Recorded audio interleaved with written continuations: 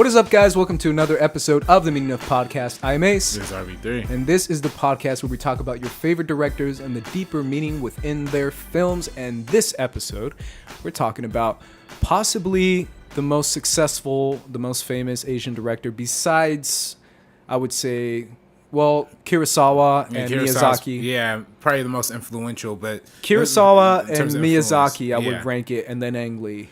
Ang Lee, yeah, definitely Ang Lee is probably the but biggest as far as name success, right now. Ang Lee has an Oscar, though. He has an Oscar, one of the biggest foreign movies in the United States box office of all time. Yeah. Crouching Tiger, Hidden Dragon. Mm-hmm. Just a plethora of films. Talk about Life of Pi and all these great, amazing, culturally representative films that he's come out with over it. Yeah, it's definitely safe to say that he's one of the most impactful directors. Brokeback Mountain, of course. Brokeback Mountain. There you go. That's impactful in a different way, right? Right. Yeah. Right. He's definitely one of the most impactful directors we've ever covered, to be honest. Mm-hmm. And it's going to be a very interesting conversation. But before we do that, we want to get into the comment section from last week where we talked about Michael Bay. We had Makuga call in. Makuga. That was a great episode, man. Yeah. That was awesome.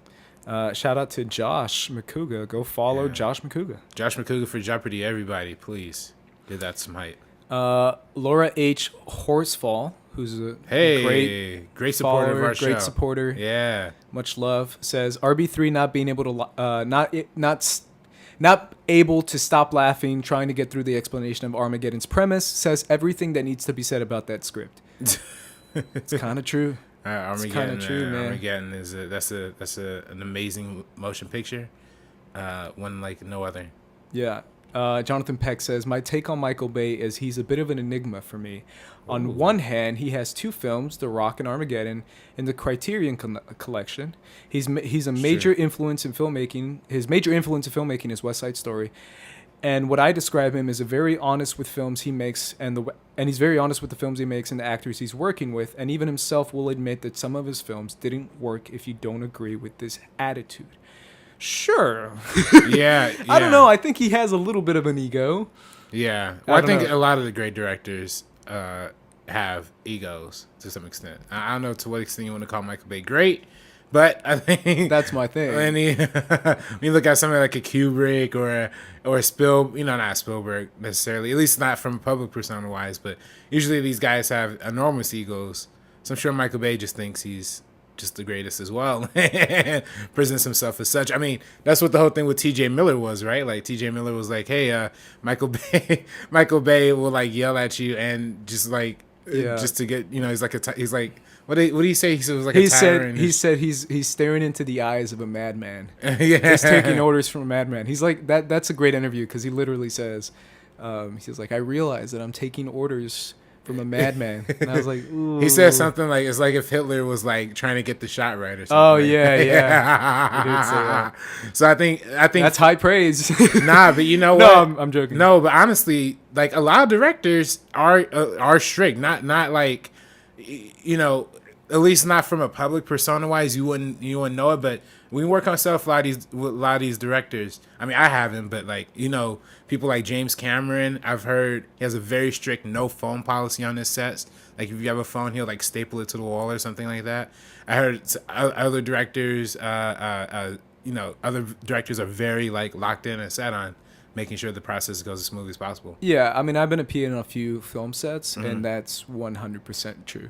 Yeah. Like 90% of directors are crazy on set, right? Like you said, their public persona is like, oh, they're chill, they're cool in interviews, but on set, they're insane. Right. It's literally like dictator level type of insanity that's going on set. Right. So it's yeah, I guess he's another one of those. I mean, even Makuga mentioned it. David O. Russell. Oh, David O. Russell. Oh my God, if there's an audio recording of David O. Russell on set with one of the actresses, I can't remember the name from the Sarah Huckabee movie from I Heart Huckabee. Sarah Huckabee. What the heck? From the I Heart Huckabee. You're watching Fox News too much, RB3. Watching too much of this political crap. Yeah. But yeah, no. I Heart Huckleberries. There's a like behind the scenes audio of like him like yelling at like the actors is unbelievable. But yeah, no. But when we talk about what else? What the last part of that thing say? I know he was also talking about the Rock and Armageddon being part of the Criterion collection. collection. Both also true, but like. Well, he said he admits that some of his films didn't work, and I'm like, did he ever admit that? I don't know. I don't know if he ever did. But either way, let's move on to another comment. Yeah. Speaking of Fox News, Alan Partridge says, for me, it's the fact that Sean Hannity is a Michael Bay fanboy speaks volumes. Oh, I didn't know that. I didn't know that either. Wow. Come on, you didn't know that? Aren't you like a Fox News guy? Come on. Watch Fox News every day, people. Hey. Fox and Friends in the morning, bro. Fox and Friends. I'm with Trump tweeting in the bathroom. That's their audience. Stuff. Yeah. The audience is Trump. I don't watch Fox News. Brian Sauter says, well, it had to be done eventually, and you did it very well. Thank you for the really incredibly entertaining episode, and thank you for having Makuga as a guest. Thank you, Brian. Yeah. Michael Martinez says, Josh Hartnett was in Halloween H2O. There you go. Because you were trying to figure out what was he in besides Pearl Harbor. Yeah. Joseph Gordon-Levitt is also in Hollywood H2O. Joseph Gordon-Levitt isn't that. Have you seen his interview with Conan when he's promoting that? No, I haven't. It's pretty funny. It's a young Joseph Gordon-Levitt promoting Halloween H2O on the Conan show. Yeah. That says it all. It's pretty funny. Because the guy looks like he's like phased out, bro. Like he's so high, and he's like, yeah, I mean, it's like, it's just a horror movie, man. It is what it is. And Conan's like, oh, cool. H2O, it is what it is. And he's kind of like teasing him. That sounds awesome. But it's a funny interview. I definitely recommend watching that. Michael Martinez also says, #Tushy Gang. Yeah. I'm glad someone caught that. Yeah. But I had to get off the Tushy Gang when he was in those Transformers movies, man. It's rough. It's definitely rough. Yeah. My favorite comment is Tari, who says, guys, I watch every single episode, but I don't like commenting on YouTube. Most people who watch don't comment on YouTube. Please don't take it so personally when there aren't comments. You see, RB3? And then he continues, and he says, on the other hand, I commented a few times asking for an anime director episode, or better yet, Mamura Hosada episode, but stopped asking. Anyways, this is still the best and most well-informed content that the entire Collider Schmoes Network puts out. So he ended on a positive note. No, I'm kidding. Shout out to you, Terry. I love you, Terry. Wait, what the end of that? What was the director he was asking for? Mamura Hosada? Mamoru Hosada? Yeah. Who's that? You don't know who that is, RB3? Shame on you. Aren't you a film student? No, he's an anime director. Okay. Yeah. Miyazaki? No, because he would have been Miyazaki. Is it the same thing? No, man, it's not the same thing. Okay. Come on, RB3. Where your head is at, man? You know, I just got onto this really dope anime. I think it's called Kurokos Basketball. Have you heard of that? Oh my god, you're watching that? Yo, Come on, wait. Is that like a bad one? No, I'm kidding. It's a well-known anime. Yo, that shit is lit. I can't believe you're watching anime, man. Yeah, I feel like a proud father right now. I got a new roommate, everybody. So I've lived alone for over a year, 2 years, really, almost 2 years. I've lived alone for almost 2 years. Unfortunately, they moved somebody into my place, and not they. I mean, they as in the institutions, of course. So somebody else living in my place, big anime fan. So all that's on is Crunchyroll, and usually the Kurokos. Can I ask where he's from? It's from Texas. Okay. Yeah. It's just some random white dude? Yeah. Cool. Well, how do you know he's white? Huh? How you know he's white? I don't know. I just assumed. You think a black person from Texas wouldn't be watching anime? Ace? Oh, that totally would. That's true. A lot of black people in Texas are watching anime. That's awesome, man. But yeah, he's we watch. I mean, like that show is like one of the most amazing premises I've ever come across. Yeah, like this team of high school basketball players, or this one dude of going against all these different teams of high school basketball players from the generation of miracles. Like dope show, man. Dope now show. You're into sports anime. That's like an actual category. Really? There's a volleyball anime that's like super probably the most popular sports anime right now. Really? There's the I'm not into volleyball. I do me neither. There's the Food Wars, which is considered sports anime because it's competitive. It's competitive cooking, which is insane. It's crazy. It's an anime about competitive cooking. Mm-hmm. Damn. I'm telling you, bro. Anime is less of like. That's my thing. When people, because I'm an anime guy, right? Mm-hmm. However, when people send me animes that are like super sappy, romantic, I'm a sci-fi guy. I'm a sci-fi horror anime guy. that's my type of anime. Like I love all types of anime, but I'm not really into the super drawn out romantic animes, and there's a ton of those, and people send me those, and I'm like, oh, not me. I like them in movies, but when it's a series, I don't know if I can sit down and watch all that. So yeah, you're learning very quickly that there's different types of anime, man. Yeah, hey man, salute to anime out there. Now you're gonna be heading to Anime Expo like I did. I don't know about that. Maybe to rep the basketball show, but Dude, I'm legitimately so close, and Attack on Titan's killing me. By the way, I'm like desperate to get into a microphone and start yelling at it just to talk about Attack on Titan. But I'm legitimately going crazy about this season, man. Hey, it's so freaking good. I only watched season 1. Oh my gosh, come on, man. So I gotta catch up on the rest. It's so easy to catch up. It's so right. Season 2 only has 12 episodes. All right. And they're like 15 minutes. I mean, think they're 20, but they're like basically 15 minutes. I should probably go back and rewatch the first season because I don't remember it. I watched it when the first came out. Like, yeah. So I probably should go back and like revisit that. Also, I was big on. I mean, I don't know. It's Dragon Ball Z's anime, right? Yeah. All right. I was big on that, like as a child. Yeah, I like how you were so careful. Is it anime? Death Note I watched recently too. Oh, dope. I'm picking up, man. I'm picking up. Did you finish Death Note? I didn't finish it. No. Oh, come on. I really just watched like 3 episodes, but like that's that's deeper into most shows that I get into. Let's see here.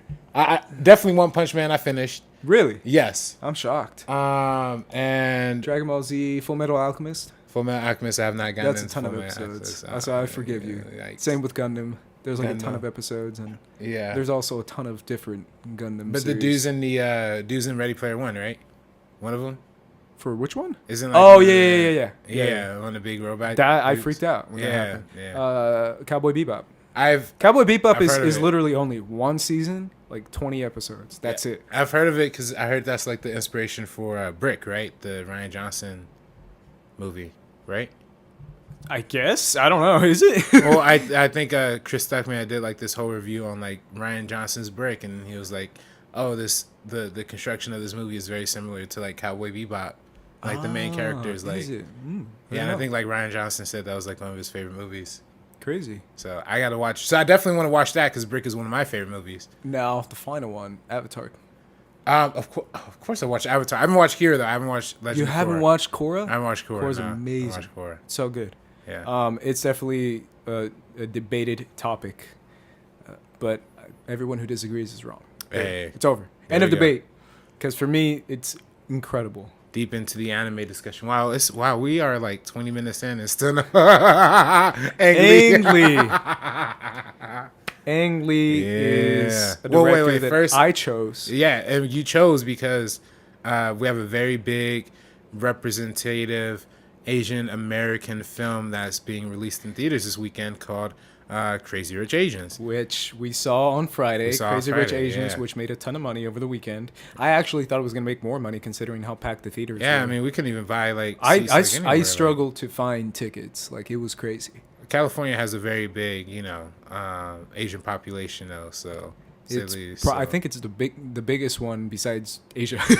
yeah. Like, as far as like all over the world, there's so many Asians and I mean, LA was like we literally couldn't find a seat. Like yeah, anywhere. the Asian community is popping, man. Yeah. Like it's a lot. I Like, thought it it's- was gonna be like Black Panther numbers, like the way it was gonna, like, right, the way everybody was like. but it getting out still to made see a it. ton of money. No, it though. made an amazing amount of money, Yeah. especially something that comes off a $30 million budget that's based on the best, New York Times bestseller, Crazy Rich Asians. Mm-hmm.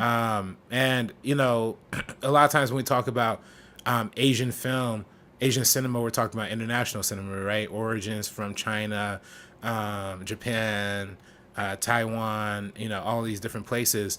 But this is the first one that was really specifically for Asian Americans and Asian American stars, like a romance comedy in that fashion. So, very important landmark in our history. Yeah, apparently it's the first all Asian cast in like 25 years or something like that. I could believe Joy Luck Club was probably the That last one, which I read as a book in high school, which we're gonna talk about another movie just based on a book that I read in high school. But yeah, no, that's definitely I think that's the biggest part of it, right? Is that for the first time in a long time, we haven't seen that kind of representation of Asian Americans, and particularly, you know, Asian women too, outside of movies that are, you know, action movies or Jackie Chan movies or something like that, or set in China.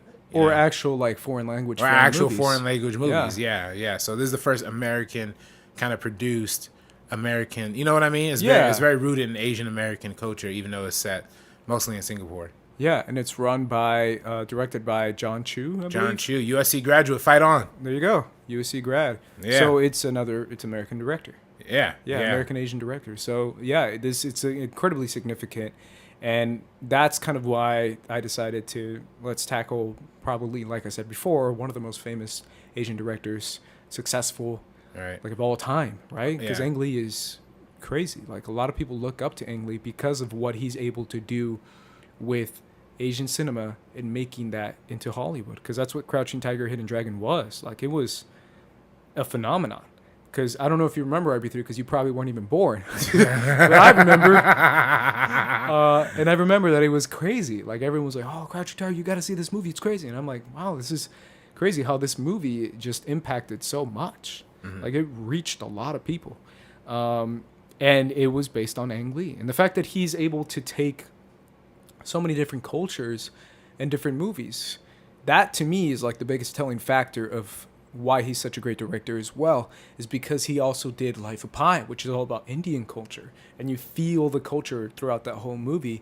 And then you have something like taking Woodstock, which is all like the Musical hippie culture, yeah. musical culture. Yeah. Then you have what's the freaking British one that Sense and Sensibility. Sense and Sensibility, which Yeah. is like super freaking British. It's Well, British as hell. It's also about femininity too, right? Yeah. And I think that's also a consistent through line that's through a lot of his movies, are the relationship between women and how women like it. I think that's what elevates one of the things that elevates Ang Lee as a director is that he really does give a lot of his women characters a lot more perspective than I think most male directors or most directors period would put out there. So it's just interesting that he always provides those little nuggets, especially in something like Sensibility, especially in something like and Crouching Tiger, Hidden Dragon, and a number of his other films.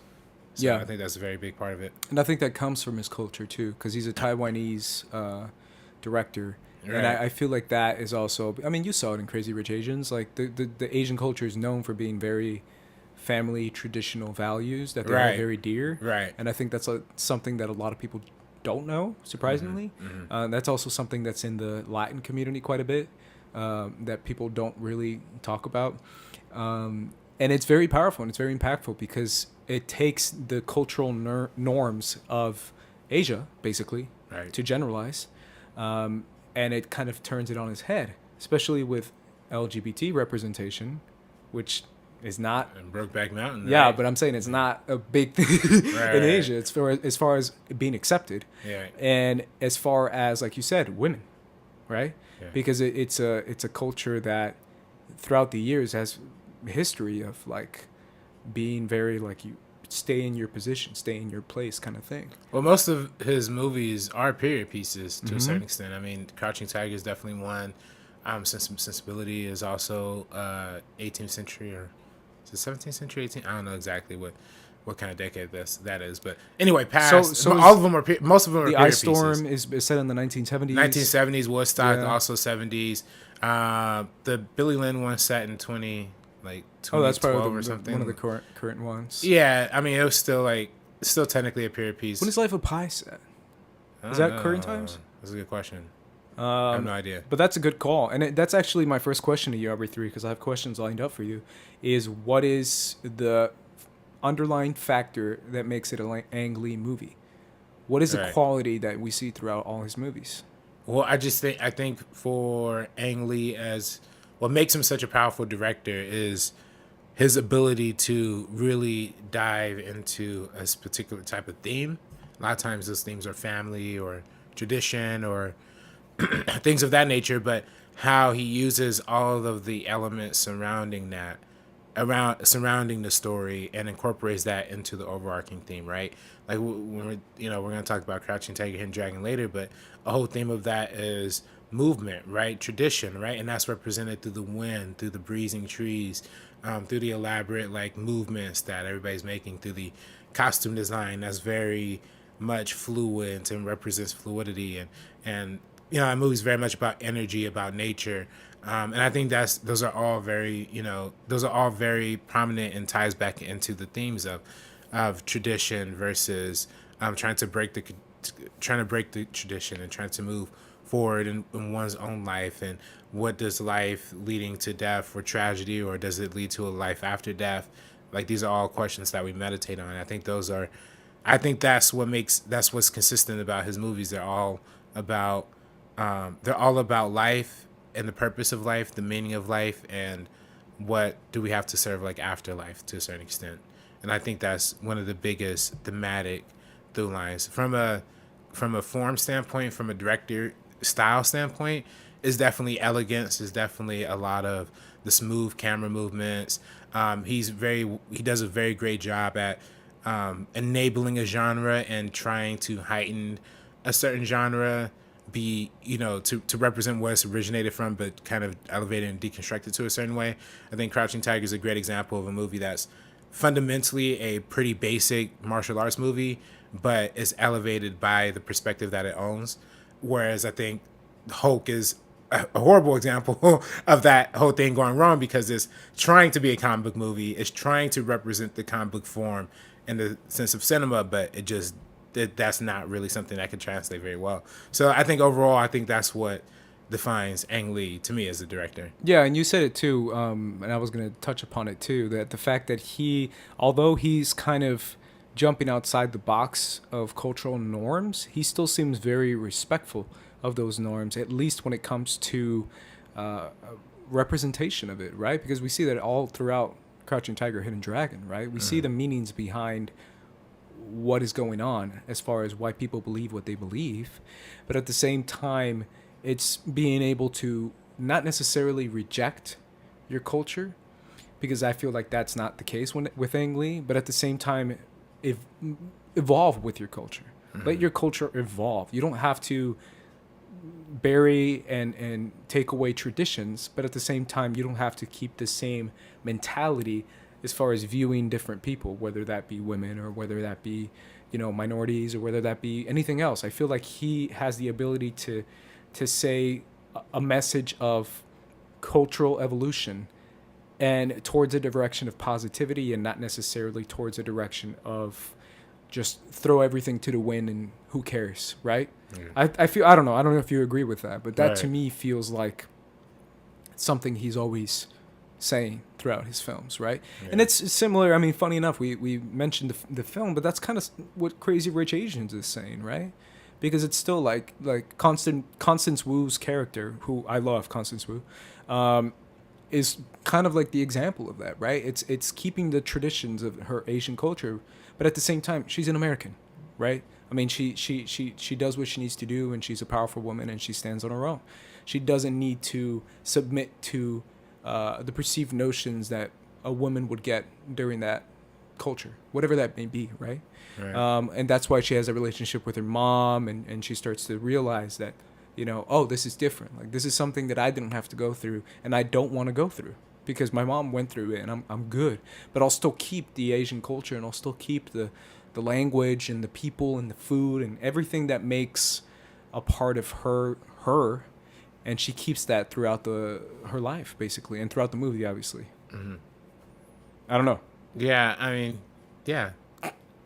Dang, RB3. I mean, I agree. Either I just said some dope shit. No, you did say some dope shit. Or I just went over your head. No. You said some dope shit. I'm speechless, man. I'm speechless. All right, man. I can tell you lying, RB3, but I am. Why you always lying? I'm playing. I still love that meme, by the way. That's never gonna get old. Why the fuck you lying? Yeah, that's so funny. And R.I.P. Vine. But yeah, no, definitely. Vine, yeah, Crazy Rich Asians, definitely a good representation, and I think that's something that we see in a lot of movies that are told from like young people's perspective.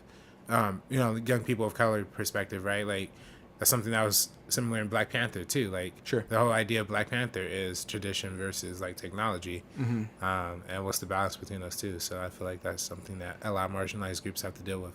Yeah.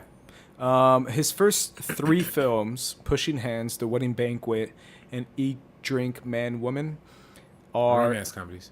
What's that? Are they romance comedies? No, they're all centrally around family, Oh, okay. and they all have a central father figure. And I think they call it like the Father Trilogy too.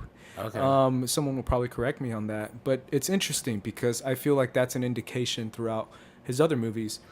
One of these, I believe is it Pushing Hands or The Wedding Banquet? I didn't check these ones out, unfortunately. Is about a father accepting. It's not this one.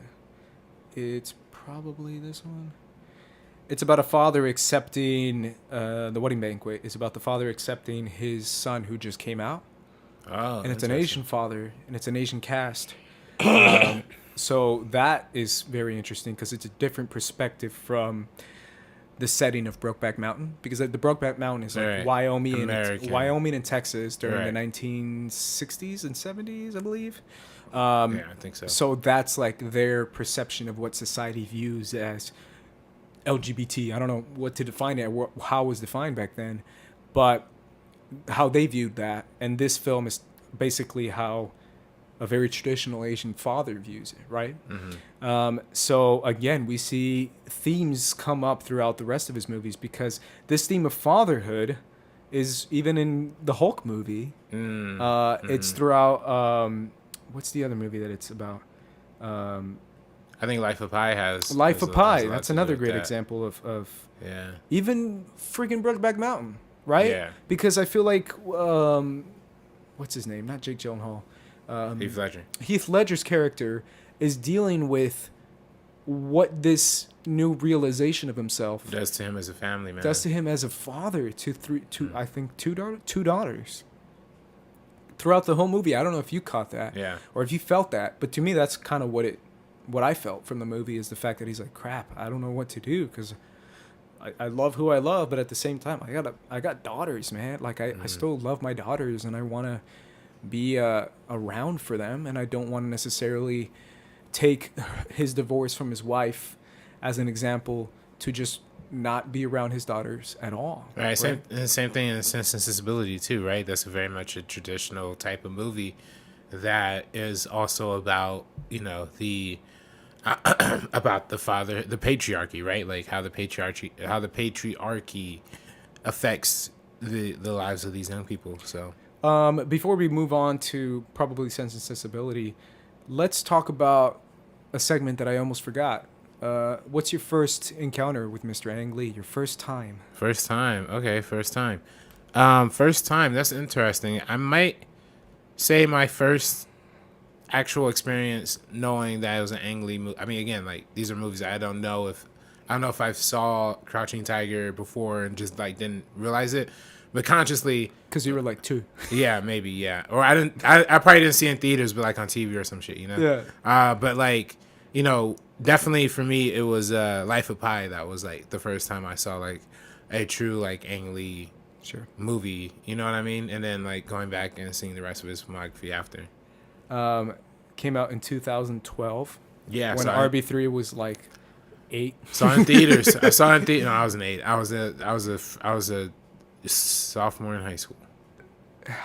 Dang it, man! Every Sophomore in time, high school. every time. Mine was definitely Hulk. Hulk. Oh wow. Yeah, Okay. I saw that in theaters too. Oh, you know what? Yeah, it was probably Hulk. Probably. Yeah. Well, because I don't think Came out in 2003. 2003. I definitely didn't see it in theaters, but saw it on TV. And I remember having those little Hulk, like gloves or whatever, like as a child. Those Hulk gloves, man, Yeah, they were man. everywhere. Yeah, I mean, shoot, that was what made like Hulk like dope to me. It was just the gloves. You know what I mean? Like, I thought that was his power. I just thought his hands got big. I didn't know it was his whole body. Oh, RB3. You break my heart, man. But yeah, the Hulk, I definitely have a lot to say about that film because obviously I'm the comic book guy and I adore comic book movies, and that came out in 2003, which was also the same year that Daredevil came out. It's also the same year that Underworld came out, which is like the film that inspired me. RB3. Wow. We've talked about Underworld before. Yeah, 2003 was a big year. 2003 was a big year for me because Daredevil was my shit. Really? It was my shit. With the man. Jon Favreau. I swear, I had a dream as a kid of just like watching that movie. I had a dream that I was watching that movie, and I went up to my mom and I'm like, "Mom, I have to see this movie." And it's crazy because if you watch old trailers, I don't know if it's still up, but this movie was PG-13 with like an asterisk. Like it said PG-13, and then the narrator was like PG-13, but some stuff may be very inappropriate for blah blah blah blah blah, and it just said that. And every time that caught me off guard, I was like, "What did they mean?" And I found out eventually when I saw the movie, right, what they meant. Right. But Daredevil, man, Daredevil was That's a dope movie. Was my like life. Actually, I don't know if it's a. I mean, do you think it's still a dope movie? I don't know if it's like good, like after the like now. Let me just say this, RB3.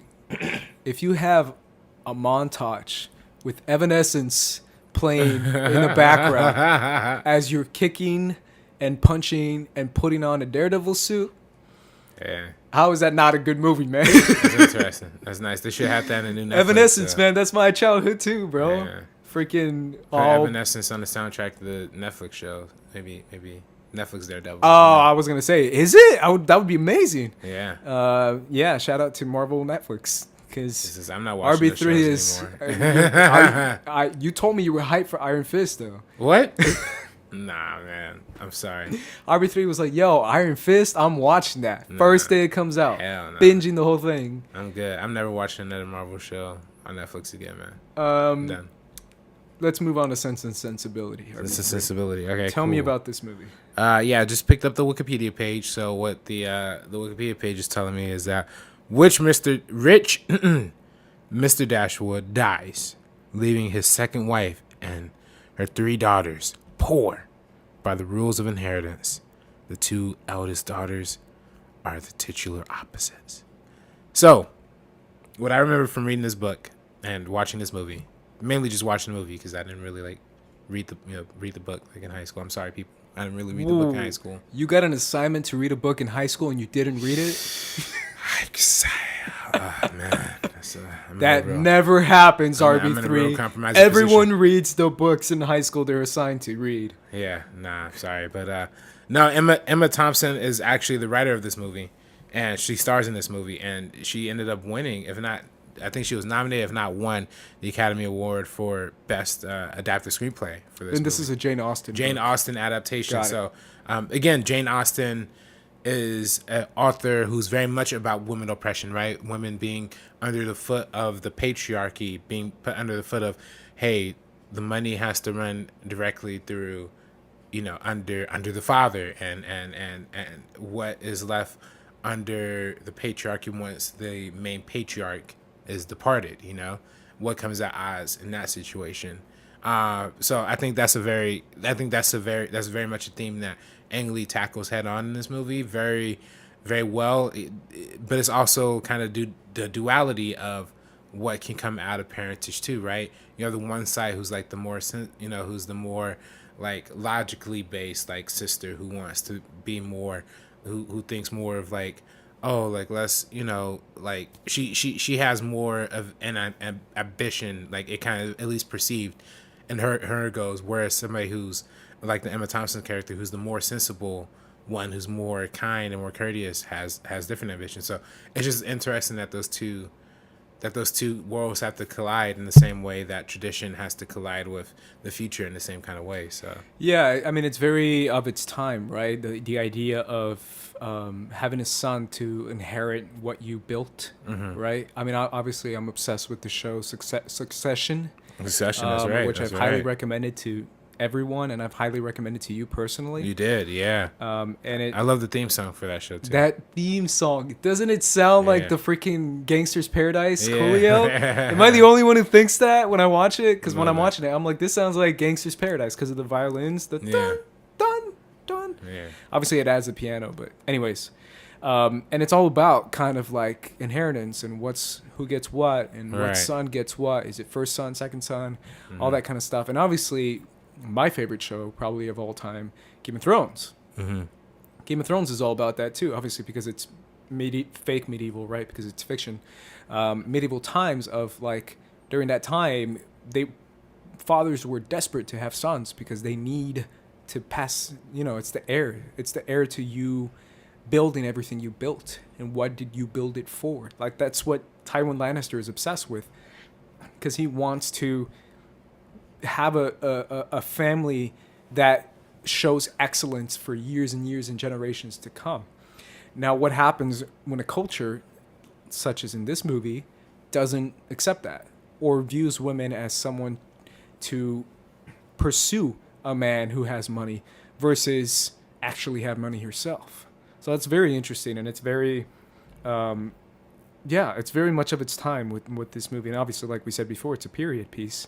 Now the cast, though, man, the cast is freaking Hugh Grant, Kate Winslet, Harriet Walker, Tom Wilkinson, James Fleet. Like this thing is crazy. And Kate Winslet is actually more of the like romantic type. She's more of the one who's like I guess I mischaracterized it before, but she's the more of the sensible one. She's the more of the hopeless romantic who believes in love, whereas Emma Thompson's a little more bitter towards the world and stuff like that. But it's just interesting that's that kind of dynamic between these two and how they express themselves through just through their relationship as sisters.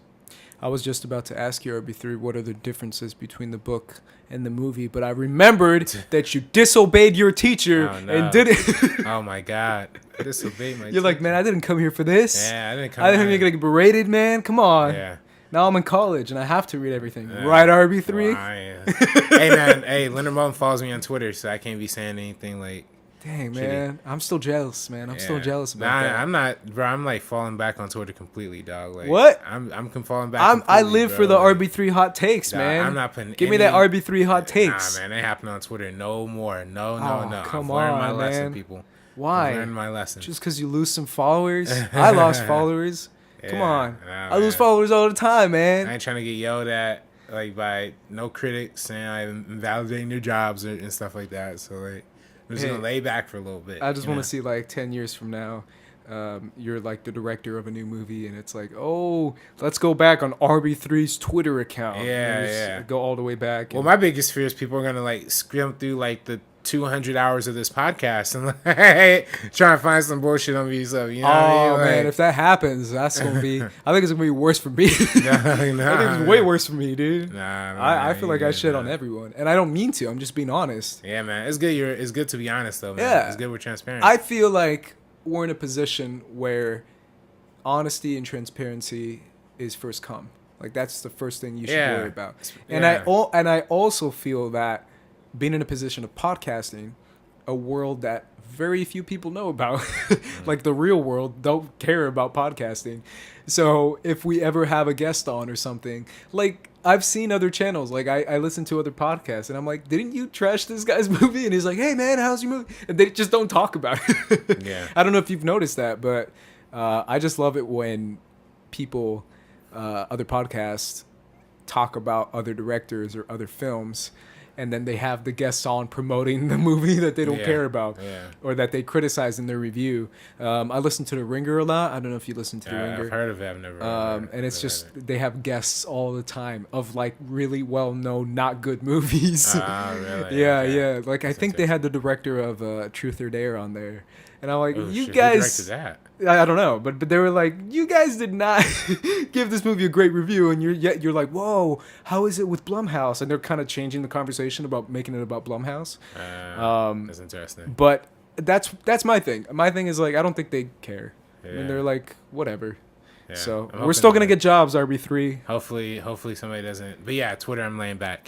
This is so weird, but I just you said it before. You had mentioned Game of Thrones.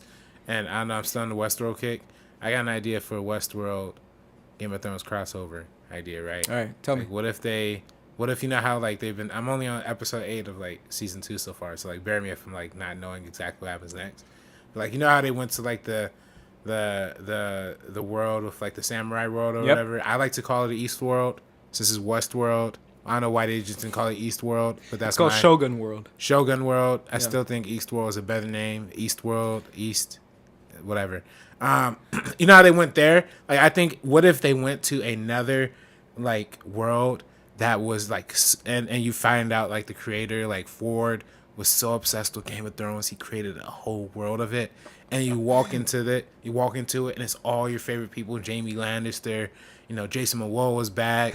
I like how you don't know anyone's names the besides dra- Jamie Lannister. The dragon lady, like everybody, like I think that wouldn't that just be the crossover to like blow everybody's mind, bro? I'm telling you, like that would do it. That would be kind of cool, man, because then you can hang out with your favorite characters, their in character. They could die and like they could just come back. You know, just bring them back. Yeah, just for 2 or 3 episodes. I don't see why not. Yeah. When Westworld like ratings start falling, I'm sure they'll. Somebody from HBO give me. They're a already call. working on the spinoff for Game of Thrones because they know they need that money, man. Yeah. I was thinking about it today because I was rewatching Game of Thrones, as one does. I've been rewatching all the seasons for Game of Thrones again. Oh gosh. For fun. Yeah. And yeah, I haven't even watched them yet. Just at all. Man, it breaks my heart. Best show ever. But yeah, I'm so curious, man. What the finale is gonna be like? Ending this show. There's so much pressure, and I just guarantee the budget is gonna be crazy. It's gonna be a movie, man. It's gonna be the craziest, but like it's gonna make history. I guarantee it. They're gonna release it, and when they release that, we're gonna find out like every episode is like a crazy battle. It has to be, because there's so much story left to cover. I don't. I wish I had a Game of Thrones podcast because I can just go off about it. We need to get you a Game of Thrones podcast, an anime podcast. Just give me all the podcasts, man. All the podcasts, yeah. Give me them all. Yeah. And then we'll get a RB3 Hot Takes podcast I don't where know you're about just that. giving hot takes and shitting on people, man. Yeah, I don't know about that. We need it, bro. We need the Yikes. truth. The truth. No, the next one that we all got recommended with high praise is the Ice Storm. The Ice Storm, yeah. And RB3 confessed that he adores this movie. Wow, really? I confess that. So this movie is one that we both agree that we missed. Yeah. But unfortunately, we will have another. We'll take another shot at it. Yeah, I mean, I've seen part of it, and it's very much about the reaction to the Watergate scandal, and it's a reaction. Okay. Yeah, it's a reaction to how a certain family took it, and it's crazy because it's an interesting perspective on how American society during that time viewed that scandal. Mm-hmm. So great, interesting movie that Ang Lee is known for.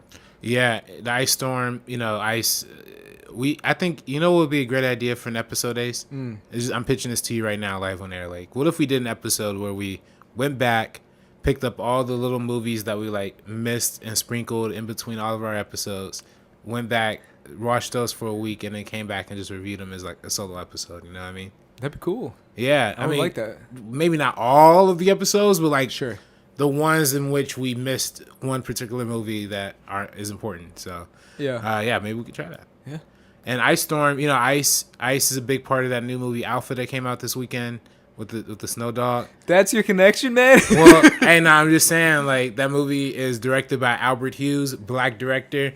Go out there and support black cinema, people. That movie feels like it's getting buried by the studio. I don't know if you feel the same way when it comes to the marketing. Have you seen it? I haven't seen it, though. Oh, because for me, it's like I barely see any commercials for it. Or any I saw that. Apparently it looks great in IMAX. And it got good reviews. I was going to see it. So here's what happened this weekend, like on Movie Pass, right? My Adventures in Movie Pass Part 2, right? I look on Movie Pass, and then I was trying to figure out, oh man, I gotta get Movie Pass to see Crazy Rich Asians. So like I go on Movie Pass, and literally the only movie that was like showing on like Friday theaters were just Alpha. Nothing else. I was like, yo, what the? So like I was like, oh fuck. Well, I guess I'm not gonna use Movie Pass to see Crazy Rich Asians. So anyway, like I was like, so I went home. I was like, all right, like I didn't see Alpha, but apparently it's free everywhere, and I have a movie pass, and it got like an 84% Rotten Tomatoes. So I was like, all right, I'm just gonna see Alpha on Sunday or something. I checked Movie Pass on Sunday. Literally, the only two movies they have are Crazy Rich Asians and Black Klansman, and like no Alpha, no like what the fuck's going on, man? Like I'm trying to watch Alpha over here, people. It looks like Movie Pass lost its biggest ally. Oh, I'm still an ally, man. I'm still an ally. Yeah, I'm still an ally. Movie Pass. So Movie Pass, keep it chucking. I'm still gonna go for my 3 movies a month. So I'm gonna get my money's worth. But dang, man, that's heartbreaking.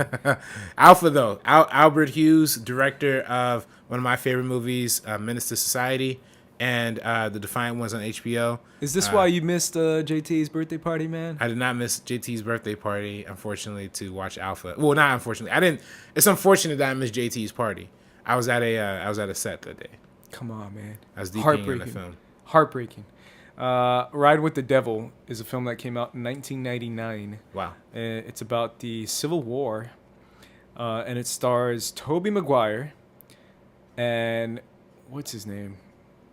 It's not here. I thought Jeffrey Wright was in it. Jeffrey Wright. So hey, this is another Westworld connection. I should have waited till now to make that Westworld. Yeah. I think he's in it. Let me make sure. I definitely think that there's a connection between Tobey Maguire and Ang Lee somewhere here, because Tobey Maguire was also in the Ice Storm. So there's they have a little actor-director working relationship here. I was gonna say, for the most part, we've talked about with a lot of directors. I might be wrong about Jeffrey Wright. With a lot of directors, yeah, he's in it.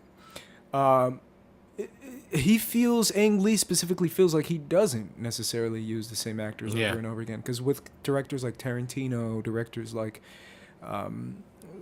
so many directors that we've talked about before, like Chris Nolan, he always uses the same people. But it feels like Ang Lee, for the most part, doesn't. Obviously, you just made that connection right now. But besides that, it doesn't. I don't know if you disagree with me on that. It doesn't feel like he has like, these are my 4 actors. These are my 4.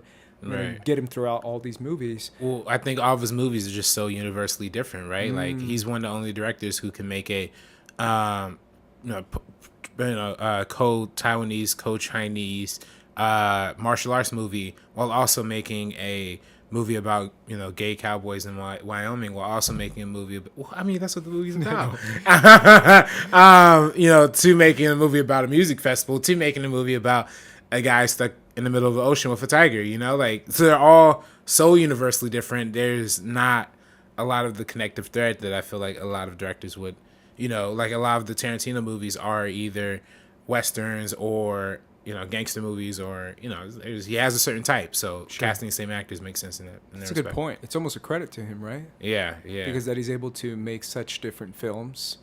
I mean, all credit to him. Either way, check out Ride with the Devil. Ride with the Devil. Now let's move on to what made him a star, in my opinion. What made him a superstar, I guess, and that's Crouching Tiger, Hidden Dragon. This movie came out in the year 2000, which is the same year that Gladiator came out. This movie, they're nominated against each other for Best Picture. That's right. And this movie, I believe he won Best Director for this, right? Or did he win Best Director for Life of Pi? Life of Pi. Life of Pi. He definitely won Best Director for Life of Pi. Crouching Tiger, Hidden Dragon is one of, if not the most popular foreign language film in the U.S. as far as box office wise. And like I said before, I remember the craze that was coming out of this movie, and it's crazy how.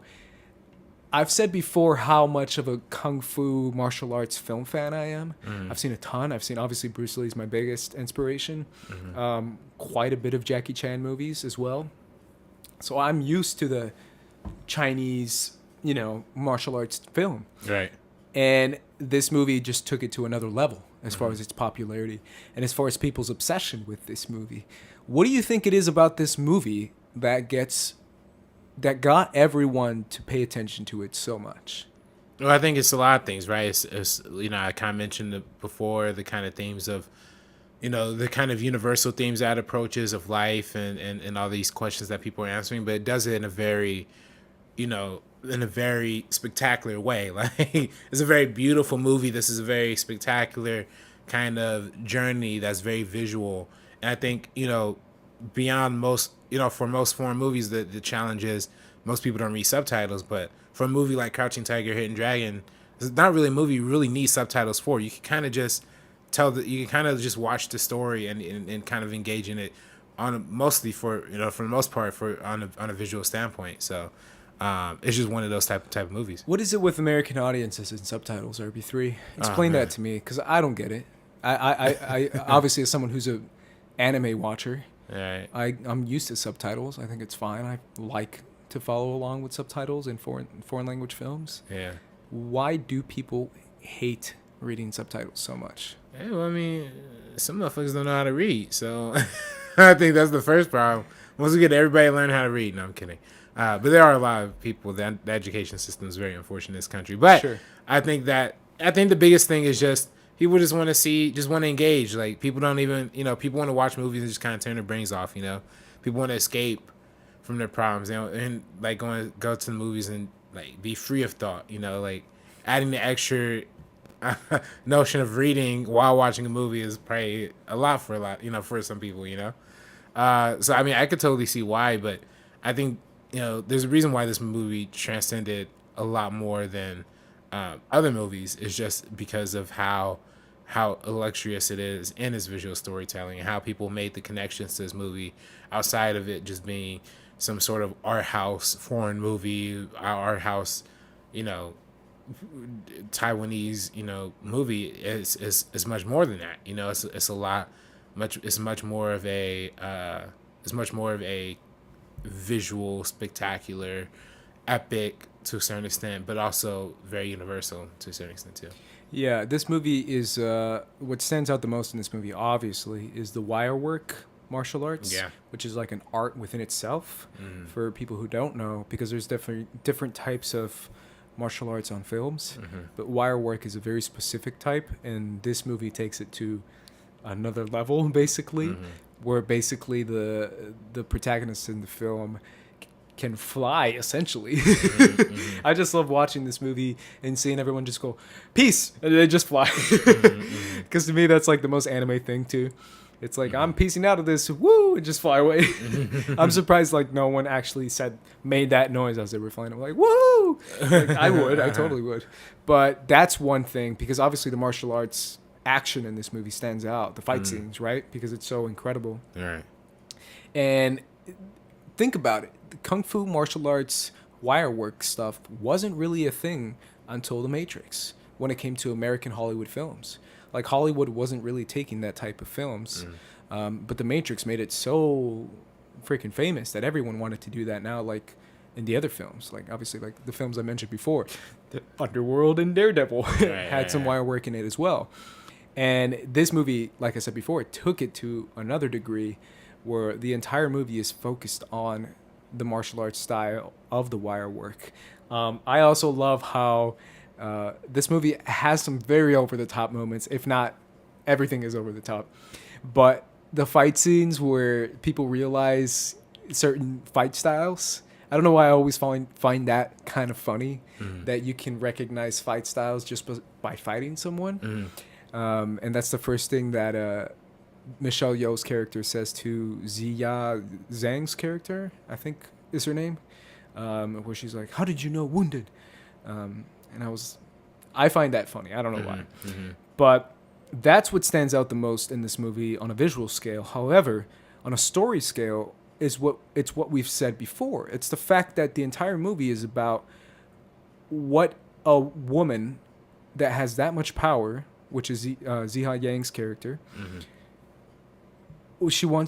she's so obsessed with breaking out of that normative structure that's built around her culturally, that she rebels completely, and that she learns all these martial arts skills, and she becomes so prolific that she almost becomes a bitter person towards anyone who wants to tell her what to do, because she's had that her whole life. So this is her essentially breaking out to the point of almost extreme, where even Michelle Yeoh says, "You're too selfish. You're not realizing that your actions have consequences, and you're so concerned with breaking out of your culture norm that you're just throwing everything to the wind and actually hurting people and getting people hurt." So that's essentially the point of the movie, is her rebelling and running away and not wanting to get married to the person that her parents want her to marry. Right, the arranged marriage. Yeah, and I think that's a big part of this movie too. Is the idea of being trapped by your culture, like just in the literal sense of having to marry somebody who you have no connection with. Right. I think that's a very big part of it. And I also think that I think it's also interesting how you have our protagonist as serving as a foil to like the villain played by like Jessica. Is that her name? Jessica Wu or something like that, or Jessica Fox? Oh, Jade Fox. Jay Fox. Yeah. I call her Jessica, man. I'm so bad at names. No, it's all good. But yeah, how her character is someone who was cheated by this system, right? Someone who was trying to train and trying to become stronger, but all of the instructors were like trying to sleep with her, like, and she became so frustrated that she just had she killed the dude and took off with the book to try to teach herself, and how that's a foil between her versus this one versus our protagonist who is trying to move in the direction of learning too. It's just funny in that sense, but in the same way, it's almost like it's really just the same conventional like hero journey story that we see in like most other movies too, right?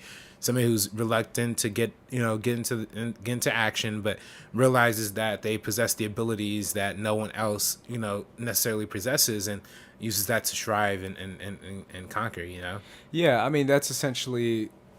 It's interesting because that's kind of the villain of the movie is created by the norms of the culture. Yeah. Right. She became a villain because she was always put to the side, always stepped on because she was a woman, or never accepted. Never fully accepted into the warrior culture, the martial arts warrior culture, that they even didn't want to train her because she was a woman. And that concept is all throughout Eastern cinema and Eastern culture, is the concept of training a woman the same martial arts that you train other guys. Even Tarantino does that with his movies, Kill Bill and Kill Bill 1 and Kill Bill 2, where he talks a little bit about that with the super crazy over the top guy in Kill Bill Volume 2, right? As far as training this stereotypical white woman from American culture. He's very hesitant towards that. And they make it a point throughout the entire movie to talk about why he's hesitant towards that. So, yeah, that's an interesting point that you brought up, that Jade Fox is a villain because of the culture. The system, yeah. But, yeah, I mean, it's very respectful to his culture that it's representing, too. I mean, obviously, Ang Lee is not Chinese, but this is a Chinese story about Chinese warriors and all this business.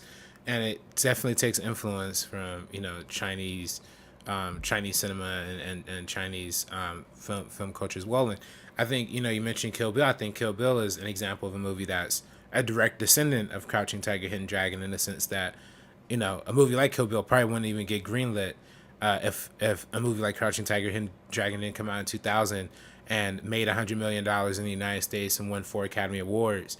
I don't think any studio would have, approved of doing a big budget martial arts movie, without this. So yeah, that's a big part of it. Yeah, we said in the beginning of this episode how Ang Lee impacted so much, and this also impacted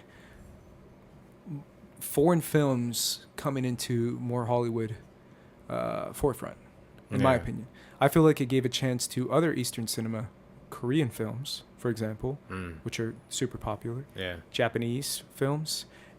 Japanese anime films. Like this gave studios the balls basically to say, hey, let's greenlight these movies that have subtitles, that are foreign films, and let's pay more attention to them, specifically with anime, but also with a ton of Korean films. Like I've seen a ton of Korean films. I don't know if you have, but I don't know if you've noticed how the perception on those films has changed, where it comes to, that's the Korean whatever, to now the movie that you saw, I forget what it's called. It's not The Handmaid's Tale. The Handmaiden. The Handmaiden. Yeah. That's what it's called. And how popular that movie got, and how popular other what's his name, Bong Joon-ho. I know you're talking about. I never get his name right. The director of Snowpiercer and Okja. And Okja, yeah. And the same thing with The Handmaiden, directed by the same guy who did Old Boy and all those other fantastic films as well. And yeah, Korean cinema is definitely a big staple on what we perceive as Americans. Jung Ho Bong. Jung Ho Bong. Is that the guy who did Okja? Or Bong Joon Ho. Bong Joon Ho is the guy who did Okja, right? Yes. Right. I feel like this guy. I was also considering doing him for an episode because he has a lot of. Oh man, he's interesting amazing. Are you films. kidding me? Yeah, no. Yeah, I definitely want to.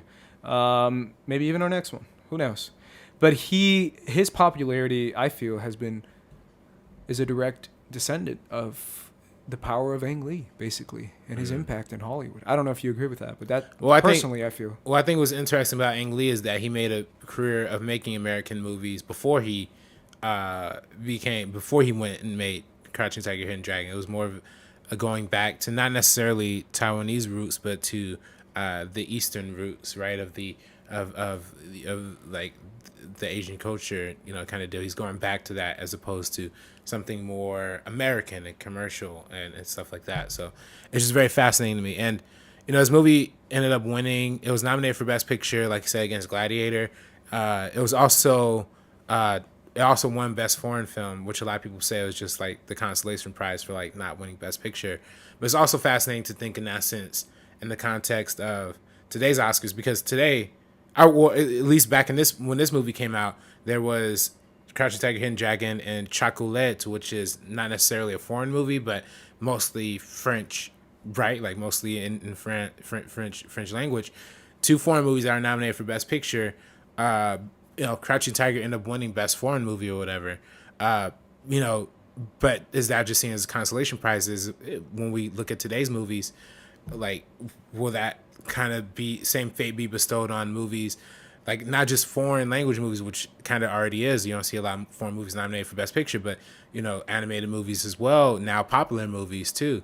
So there's just a whole broader sense of this is like kind of a micro example of something that kind of is affected by that. That kind of is affected by the sub best this, best that, and not being in like real contention for the other Best Picture categories. Yeah, which is the one that everyone wants and everyone should be going after, right? Yeah. It's the idea of marginalizing foreign films because they're foreign. They're not spoken in English. And the idea of why can't quality be quality? Why can't the best film be the best film? Whether it's in Spanish, English, Italian, doesn't matter. And yeah, we've seen that. What was the French film that got Best Picture that is recent? Wasn't there one? The Artist? The Artist. Yeah. That's the one. Yeah. Didn't that get But even that's set in Hollywood though. Yeah. And they're not even saying they're not speaking French. Right? They're speaking English throughout the movie. Yeah, it's just fascinating thinking that sense. But but when you think about it, maybe if there was a popular film category, maybe Gladiator would have won that and Crouching Tiger would have won Best Picture. Maybe that would have been the situation to have. Either way, I think the solution is not to have a Best Popular Film category. I think the solution is, and hear me out, people, because this is radical. A lot of times these days, in modern times, like Oscar voters receive screeners, right? Screeners just to watch movies. So they're only watching movies on the small screen.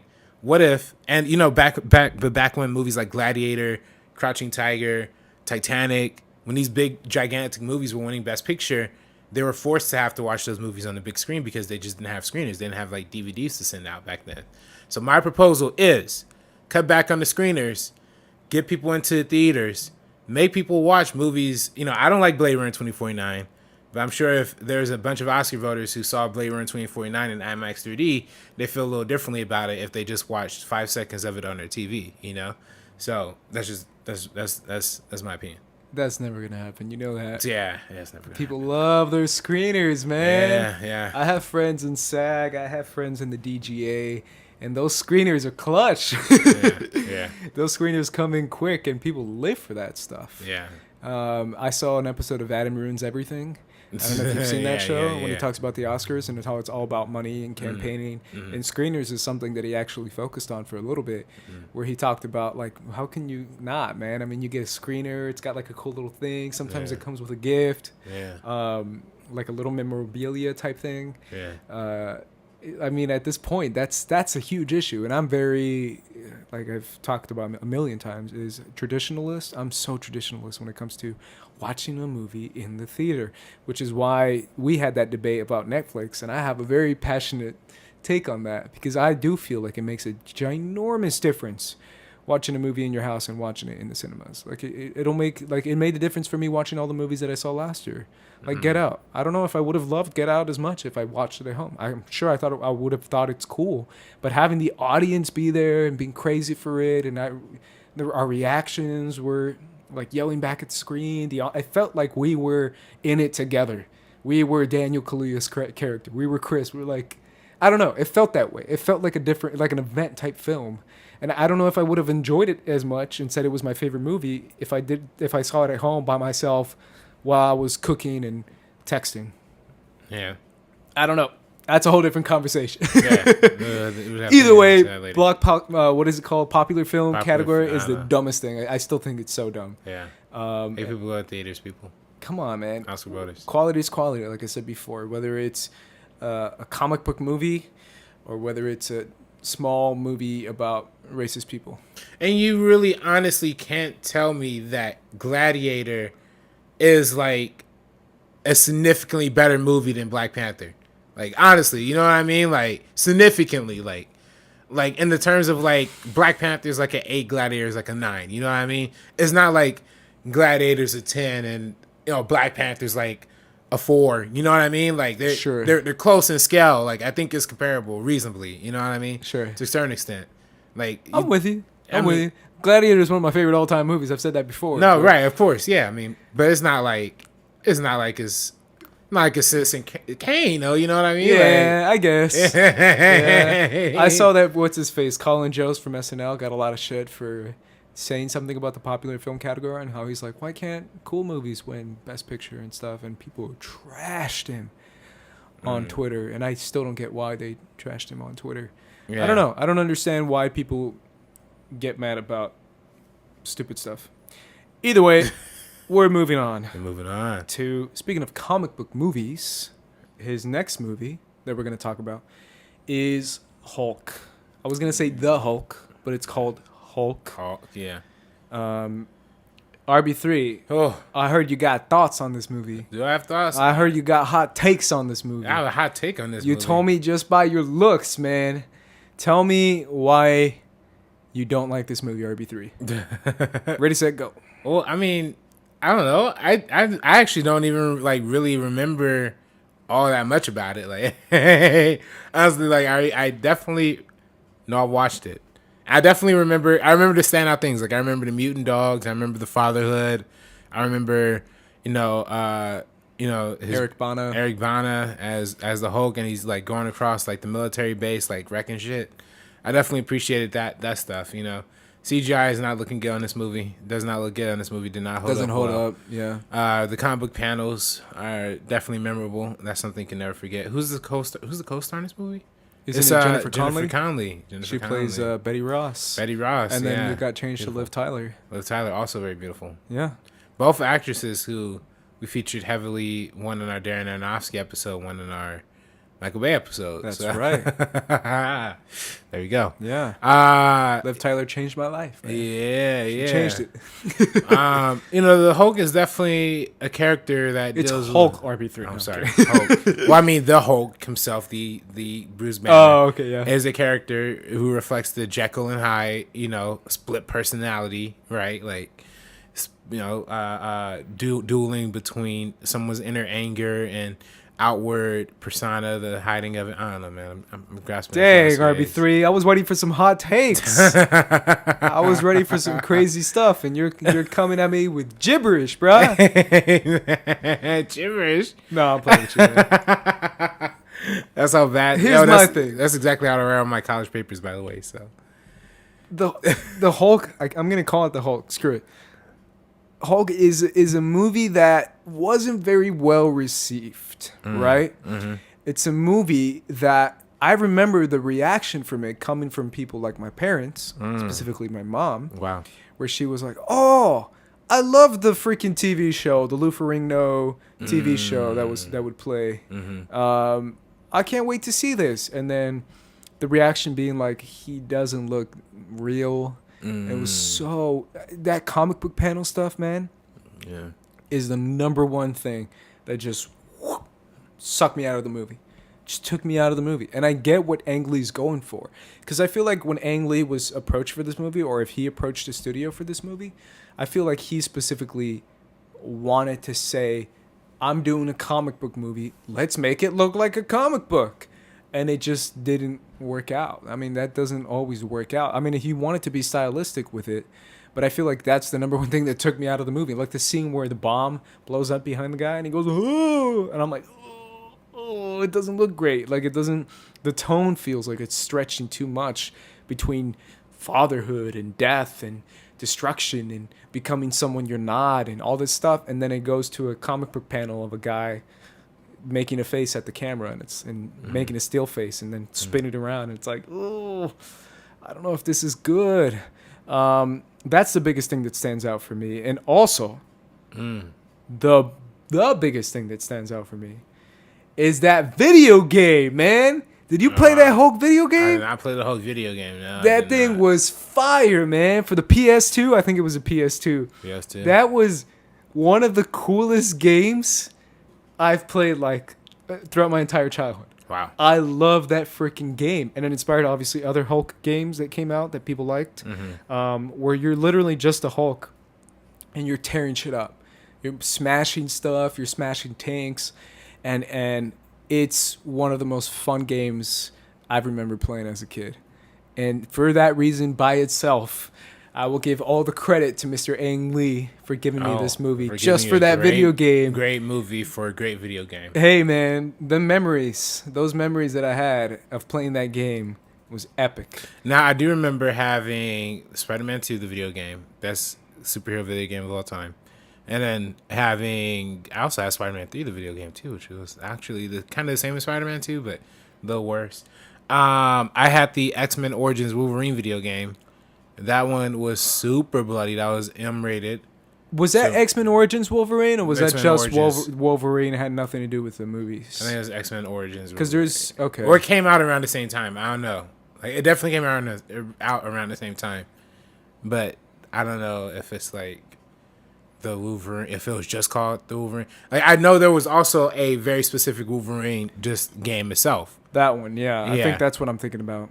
Okay, I don't know if that was the same one, but like there was an M-rated version, and I had the M-rated. There's an M-rated Wolverine game, and I had the M-rated version. So I don't know if that was the same one as the X-Men Wolverine. Okay, maybe I'm remembering things wrong. I think you might be. I don't know.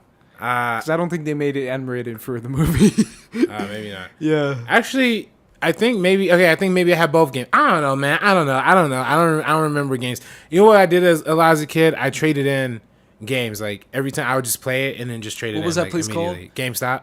Was it GameStop? I used to do it at GameStop. Okay. I also used to go Game Crazy, which was You remember Hollywood Video, man? Hollywood Video, exact. That's where the Game Crazies used to be, man. Yeah. Used to be Hollywood Video than Game Crazy, man.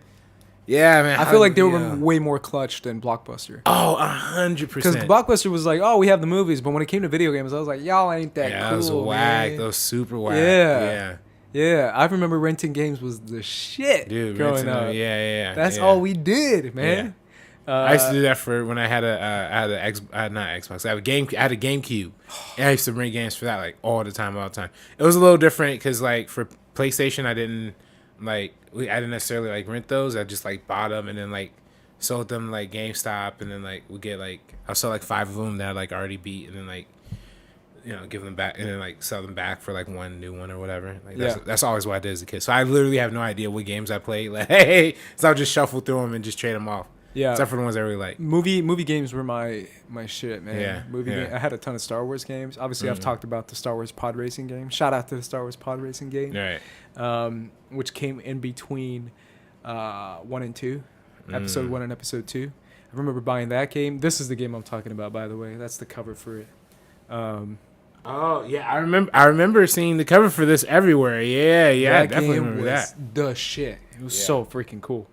And yeah, that's pretty much it. Yeah, so that's all about. No, for real. Like that can make an impact. Yeah. That can make an impact. No doubt. When you take story structure and put it inside a video game and try to market off the structure. But besides that, this is pre like MCU craziness. So it's a staple inside the Hulk universe and taking that character and making him central character, right? Because now, if you think about it, the Hulk has never worked as a central character. What do you think about the Incredible Hulk, which came out in 2008? Yeah, I like it. Yeah? Yeah. Do you feel like it works? Because I a see lot what of you mean. people have made the argument that Hulk is better as a supporting character. He's better as someone who just comes in, makes some punches, and then pieces out. Well, I just don't think like they did 2 origin stories. You know what I mean? Like Sure. there wasn't really a chance to do like a real like non-origin story Hulk movie. I think if it was technically, the Incredible Hulk isn't. You don't see him do the gamma ray experiment. right, but I You mean don't it's see still him- like the first time. It's like the first few days of being Hulk. You know what I mean? Like you don't really see like I love what they did in Thor Ragnarok and going into Infinity War. Like I like that storyline. I feel like if you were to piece all of that out, and then if you were to develop a storyline of a Hulk who is developing, if you make the story about a Hulk who's getting smarter and battling with Bruce Banner, make it a real Jekyll and Hyde story, I think that would be amazing. I think that would be an amazing movie. They just hadn't gotten to that point. And so I think Kevin Feige even said this at one point, because I think he said like Mark Ruffalo had came to him and said, hey, I think we should do this, we should do a full Hulk movie. And then like, Kevin Feige was like, oh, what should we do in this kind of Hulk story? And then Mark Ruffalo was like, oh, I should do this and this and this. And then Kevin Feige said, okay, yeah, that's a good idea. We could stretch that out over the next 3 movies. And you definitely see that story building out through Ragnarok, through Infinity War, and I'm sure Infinity War Part 2 or some other movie is going to finish that whole arc that he's going on. So I think that whole thing alone in and of itself, like being a Hulk, like struggling to being the Hulk for so long that you don't even remember who Bruce Banner is, and then struggling with that, and grappling with you wanting to use the Hulk, but the Hulk not wanting to be used as a tool in and of himself. Like I think that's a really fascinating story. Just haven't explored that yet. So. Yeah, it's funny because the Russo brothers kind of talked about that a little bit, because everyone was talking about how the Hulk was a little baby. Yeah. I was going to say other words. It's like what you called me, man. In Infinity War, but at the fact that it's more like the Hulk is tired of being used and given more perspective and more of a POV of Hulk and Bruce, because it's 2 different people essentially, and who should have control of the body. I don't know if you saw them talking about that. I saw that interview too. Yeah. So it's interesting because that's a different perspective to take. Whereas I feel like Ang Lee's Hulk is much more kind of what you were saying, the Jekyll and Hyde thing. Well, it is, yeah, but it's just really bad, And I think it should be elevated to the next level, though. You know what I mean? I think it should be full on. Like I want to see a Hulk where you see like in the comic books where he has like the full like trench coat, not trench coat, but like the full like full scientific get up and like writing notes, like he's just as smart as Bruce Banner. Like I'd love to see an entire movie. You don't think Mark Ruffalo's is smart, man? Well, no, he's a fucking baby. He doesn't even want to come out after he got the hands from Thanos. You know what I mean? Like, Jesus Christ. I went back and rewatched the beginning clip of that, man. Damn, Thanos really kicked his ass. Yo, that was fucked up. Like, no Infinity War and no Infinity Stones or anything, man. Yeah. He just like gave him the himself. hands, yo. Yeah. He's like, let me take off the glove real quick. Let me show him. Like, pop, pop, pop. I was like, damn. So that's nuts. Yeah, but he also got his ass kicked by Thor in Thor Ragnarok. No, yeah. Well, no, I mean, he did. Won. No, he when won. Thor went full lightning mode, When he went full lightning, he kicked his ass.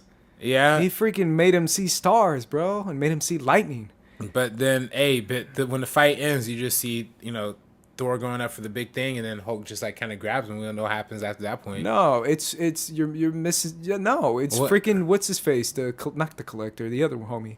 The Master. Whatever, the Grand Master, and he shocks him. I don't know if you remember that, because Hulk was kicking his ass, and then Jeff Goldblum's character stops him. He's like, "Oh crap!" and he just shocks him, and then he goes, and then he stops, and that was it. And I was like, "Oh, you stopped him from kicking his ass because he didn't want his prize fighter to be humiliated." because he thought that he was gonna win. I gotta rewatch Hulk Thor is Ragnarok again. better and stronger than Thor's better and stronger than Hulk, bro. Thor's better and stronger than anyone. Thor friggin' kicked Thanos' ass. I don't know about that. He kicked Thanos' They still ass. lost, bro. They still lost. Yeah, he still lost, but all he had to do was like aim a different direction, and then it would have been over. Yeah, Would have been done in 1 second. fucked up. Thor, shout out to Thor.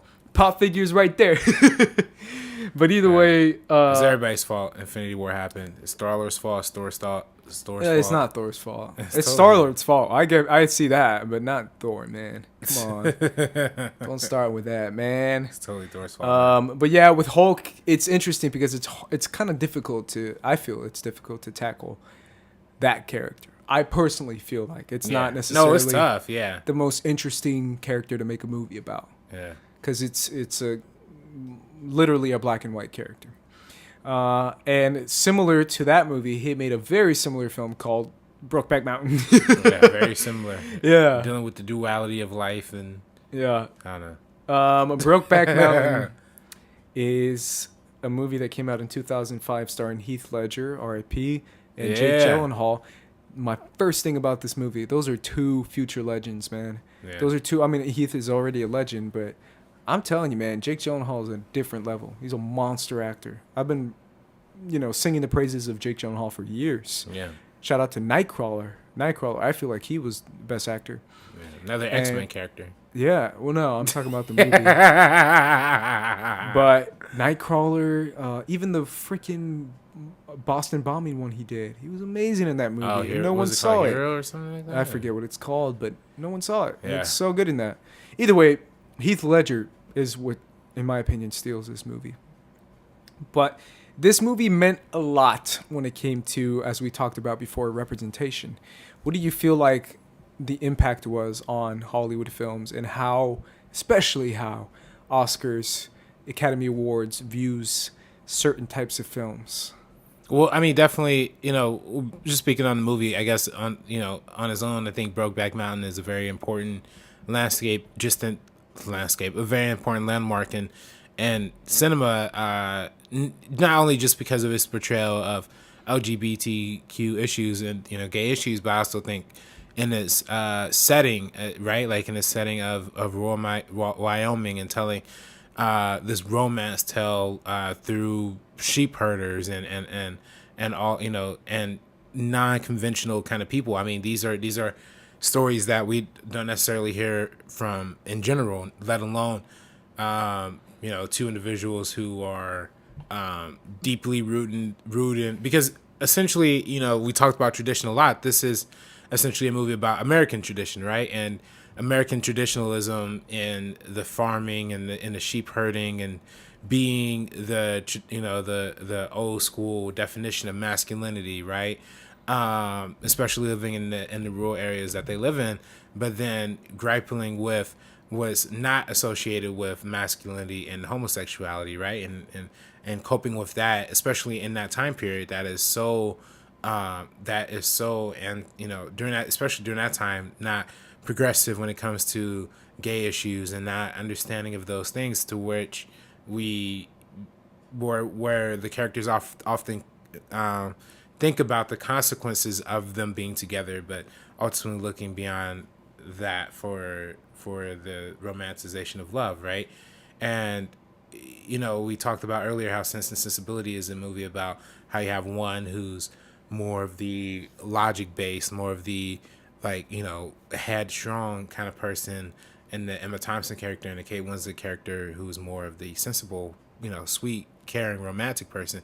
That's the same way in this movie too, with the Jake Gyllenhaal being the more romantic, the younger guy who thinks there's a future for us, whereas the Heath Ledger character is the family man who thinks about his family and the consequences that are brought on by his activity and stuff like that too. So it's just all very fascinating and real and gripping. And I think when it comes to highlighting the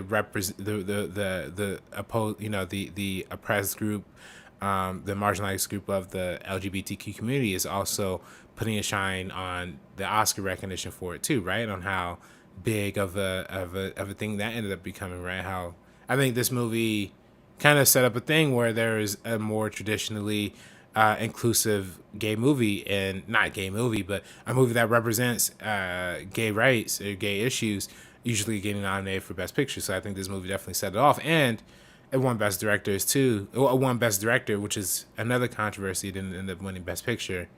Lost to Crash in 2000. That's right. The most famous Oscar movie ever, Crash. I'm just kidding. But yeah, everything you said, essentially. I mean, the concept of taking the setting and not making it like San Francisco hippies fall in love. No, it's like rural, super hyper conservative, super hostile towards anything that's LGBT during that time. These are like super hyper masculine type of normatives and norms that come within that culture, because it is a culture within itself. I mean, we don't consider it a culture in the sense of like foreign because it's in America, right? But it's still a culture. You know, the bull riding guys, because Jake Gyllenhaal plays a bull rider, Right. and that's a huge portion of the movie. And like you said, what I was gonna say is the fact that this kind of made the, I don't want to say gay craze, but the craze of like I don't know what else to call it, but like the fact that movies like Moonlight can get Best Picture, Right. and, I mean, you think 2009 Milk was nominated for Best Milk Picture with is another perfect example with Sean Penn. 2000 and I want to say it was 11 with The Kids Are All Right, a movie that represents lesbian culture. 2000, like you said, 2017 with Blue is the Moonlight. Warmest Color is another one that's Blue is, very the, Palmer. Blue is the Warmest Color was a nominee for Best. I think it was nominated for Best Foreign. I think it was, yeah. But then, I mean, and you also think about there's another movie that The came Chilean one that came out. I A missed that one. Fantastic Woman, I think. It's what That's it's called. right. That's right. That's right.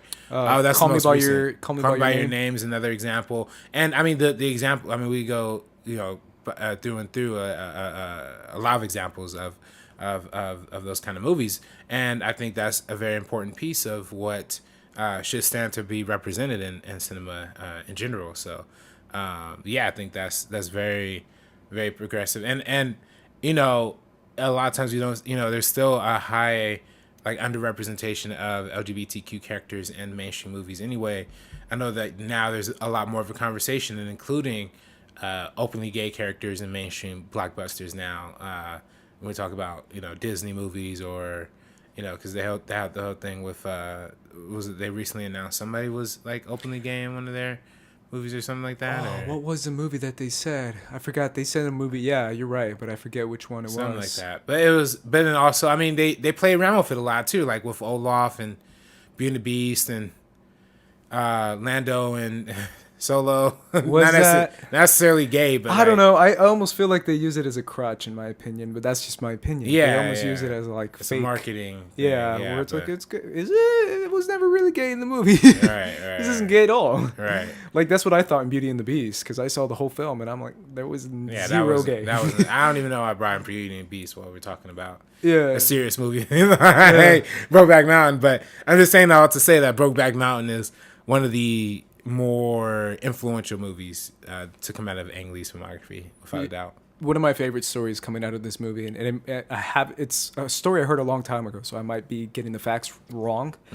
But after their first love scene or whatever, the fact that Ang Lee turned to Jake Gyllenhaal and he's like, "Man, that's the gayest shit ever, bro." He said that? Yeah, he said that. Yeah. He said something like that. I forget what it was, but the fact that he said something like, "That's the gayest shit ever," or something like that, after they kissed or hooked up or whatever.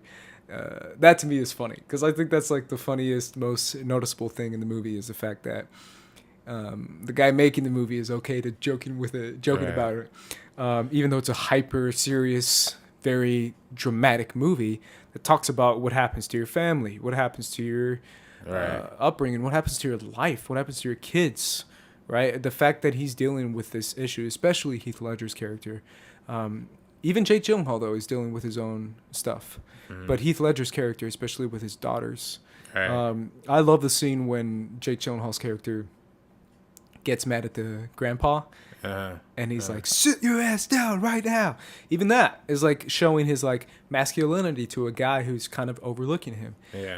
What is masculinity Even mean. Yeah. When you're in that culture, right? Yeah. It's all these questions that come in throughout the movie and talk about how this relationship goes throughout the years, and the fact that we get that reveal of Jake Gyllenhaal's character's death and how he died, gruesomely and awful because of the hostility towards LGBT during that time. Right. And, it's fascinating, this and another, you kind of look at this and compare it to another recent Best Picture nominee, Carol, right, which is another movie. That's right. That's another LGBTQ thing, but it's about, it's with Rooney Mara and Cate Blanchett. And they are a couple that's, this is also a period piece where they have to hide their sexualities from, like, their actual families and keep to themselves and kind of live in secret as they wimps upon, like, this hopeless romance, Like, it's just fascinating how, rural American 1970s is a lot harsher on gay culture, gay men culture than, how we look at something like women, being gay or things like that. It's just a different, it's a fascinating conversation when we look at the consequences and the way that kind of thing is looked upon. So, yeah, I mean, it's such an interesting topic, in my opinion. I've been reading up on different LGBT stories and LGBT moments that happen to different people. And it's interesting because it's a perspective that, like, what's that show on Netflix? Is another one example. Queer Eye, I think it's called. I don't watch that show. But it's an example of the whole show is about introducing fashion, which is something that the gay community has embraced, to other people from different cultures that don't necessarily accept the LGBT community, but they accept what they stand for when it comes to fashion, right? Yeah. Just like the Migos. Like, the Migos definitely rock some really flamboyant shit, but they also have made, at least one of the members of the Migos have made not anti, but like kind of almost borderline homophobic stuff. So it's just funny. Like, that's just how they embrace the fashion. But not you brought me to my next topic about how the hip hop community has viewed the LGBT issues and LGBT community within itself, because we have that famous episode from Atlanta Band that talks about it and says one of my favorite lines when he's talking about what's his name, Jenner, Caitlyn Jenner, when he says, like, oh yeah, he's just been doing the same thing that white rich people have always been doing whatever the hell he wants. Remember that line? I was like, that's kind of telling of what Donald Glover is trying to say about the LGBT community, and how sometimes hip hop communities view it as like, oh, you're just rich and doing what you want. Like, you're not as marginalized as the African American community, because certain people from the LGBT kind of make a, well, what about this kind of thing when it comes to representation and when it comes to mistreatment. Well, I mean, I don't really have. I mean, I definitely think that I'm talking some controversial stuff. Yeah, I mean, I'm heading it head on. Well, I don't think all of hip hop is homophobic. You know Sure. what I mean? I definitely think, Jay-Z and Beyonce have always been the activists for pro. But that's Jay-Z and Beyonce. But I mean, Kanye too. Back in 2005, he had the interview where he said that, Tyler the Creator, is a little bit on the spectrum. At least that we could tell. Is he? I didn't know that. Yeah, I mean, he raps about kissing boys like all the time. Okay. But we just don't know. He never came out. Well, I know Frank Ocean has also been. Frank Ocean is an example of somebody who is gay and then came out and is still relatively accepted. Yeah. I Heart McConan is another gay dude who was a hip hop star. I mean, his career didn't fall because he was gay. He just didn't make hot music anymore. But Lil Peep is somebody who passed away recently who was also homosexual as well. That's right. But I don't know. I mean, hip hop has progressed, right? And there's definitely more of an embrace. Even if there's not necessarily a lot of homosexuality or pro-homosexual lyrics or whatever, there's still definitely an embrace of homosexual kind of stuff. I mean, I hate to point the guy out. I hate to say, I don't know how the guy's sexual orientation is, but a guy like Lil Uzi presents himself as very, very feminine. But I mean, he raps about females all the time. So but again, rappers are professional liars, so you really don't know.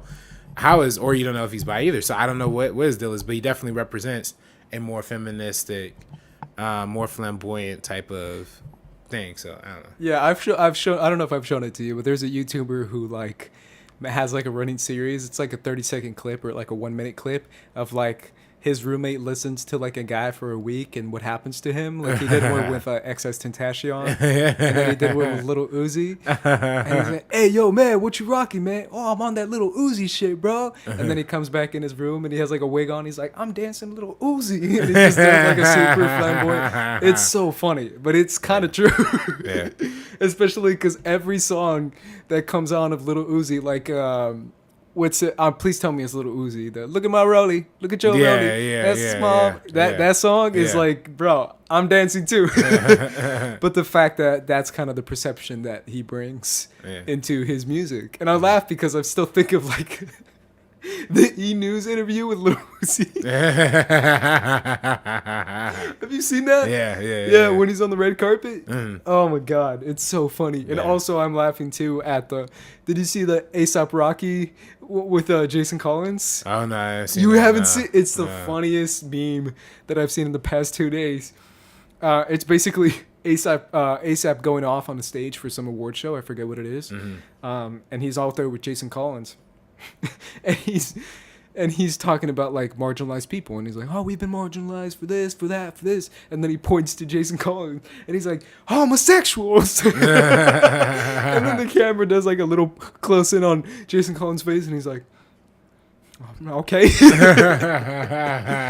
It's the funniest thing I've ever seen, because it's the kind of concept of like someone who's trying to be pro, supportive. Someone like A$AP Rocky who's trying to be very supportive of that, and also, but at the same time, be like, "Look, you're a homosexual," and it's like, whoa, bro, chilling with that word, right? Because it just makes it funny that we've learned about the terms to use and what not to use and all that kind of stuff that's been going on with the LGBT community for years, right? Even the word "gay" is something that was talked about quite a bit during the 70s and 60s of using that word to describe homosexuals. But the fact that he chose that word on national TV and just pointed at it, that's funny. It's so hilarious. But yeah, there's different issues that go within itself when it comes to LGBT representation. But I just thought that the hip hop one is an interesting question to bring up. All right. Yeah, man. Because I really do feel like, it's controversial. So we should, I could give you my Film Struck pass. I don't know if you have Film Struck, but I give you my Film Struck password. There's an entire section that's dedicated to gay and lesbian films. And just binging that, I don't know if I can handle that. Hey, man, that's a lot. Well, that's a lot of films. We could do one for like Pride. Is it like Pride Week? Pride it's Month, over, bro. That shit's over. For next year. You know what I mean? Like, yeah. Talk about some directors who tackle that kind of deal. Lust and Caution, or just Lust Caution. RB3. Give me your hot takes on this movie. This one is another one I missed. This one, the only thing you need to know about this movie, it's NC-17. Oh, really? Now, with a title like Lust, and with Lust in title, it sounds like Lust Caution. NC-17. But hey, I know this one was 2 hours, 36 minutes, something like that. It's also nominated for Best Foreign Language Film at the Golden Globes, if I'm not mistaken.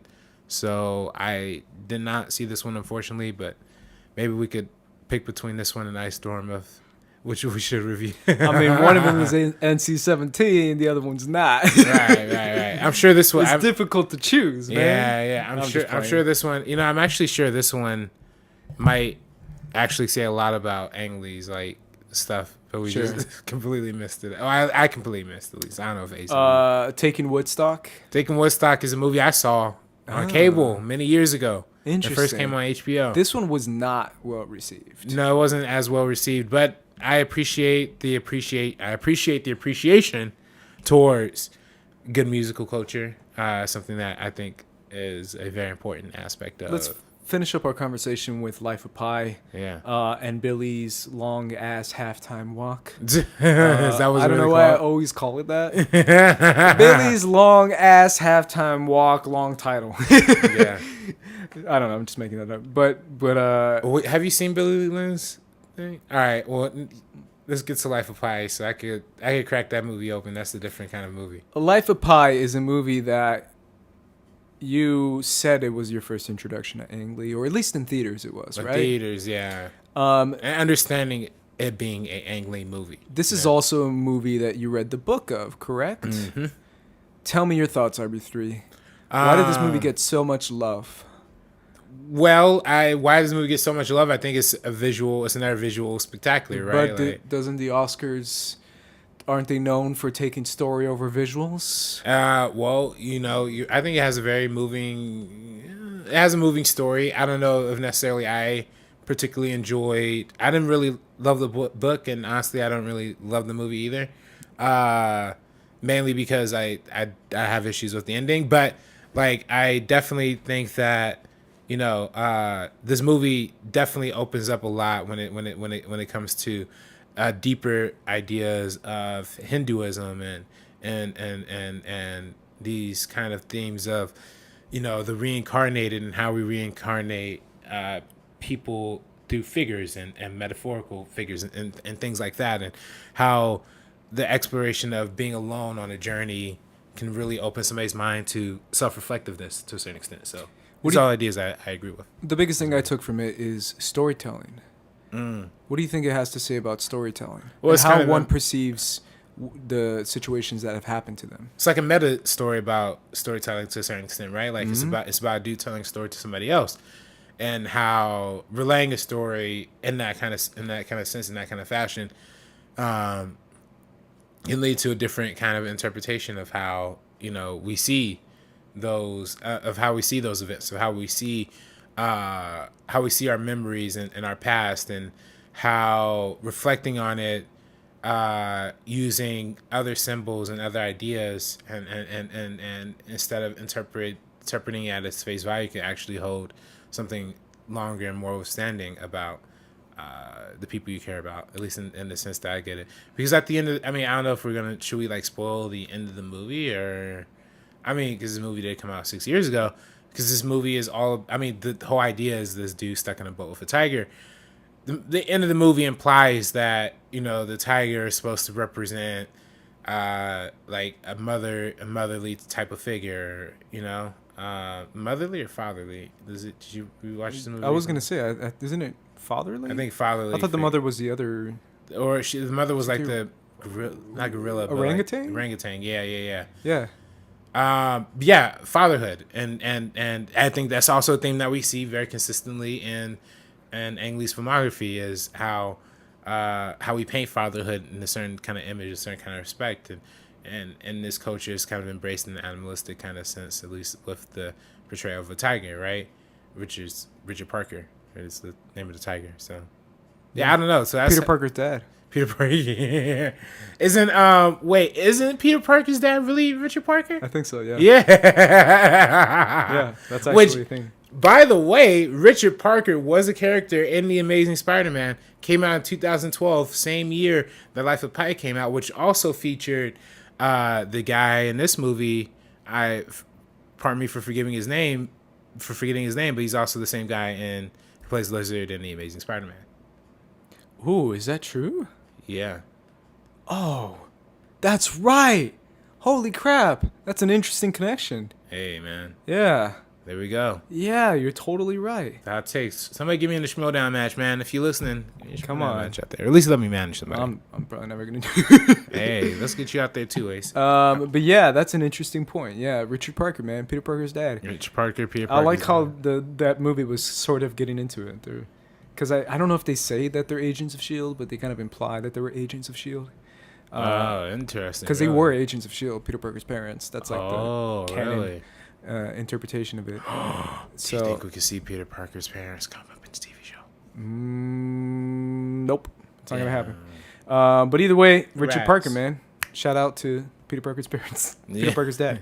But for me, it's also like, when it comes to the storytelling aspect, the idea of tragic situations, right? Tragic stuff that happens to you and how you interpret what happened, and retelling a story, but also glamorizing stories and glamorizing truth. I personally feel that way. I don't know if you feel that way, and how that kind of has effects on people. And we're living in a time now where truth isn't truth. If you pay attention to the president's lawyer, Rudy Giuliani, I don't know if you caught that. That guy's an idiot. When he said truth isn't truth. Yeah. That's the Trump way, right? It's the whole like, well, not really true, but I can still say it and claim that it's true.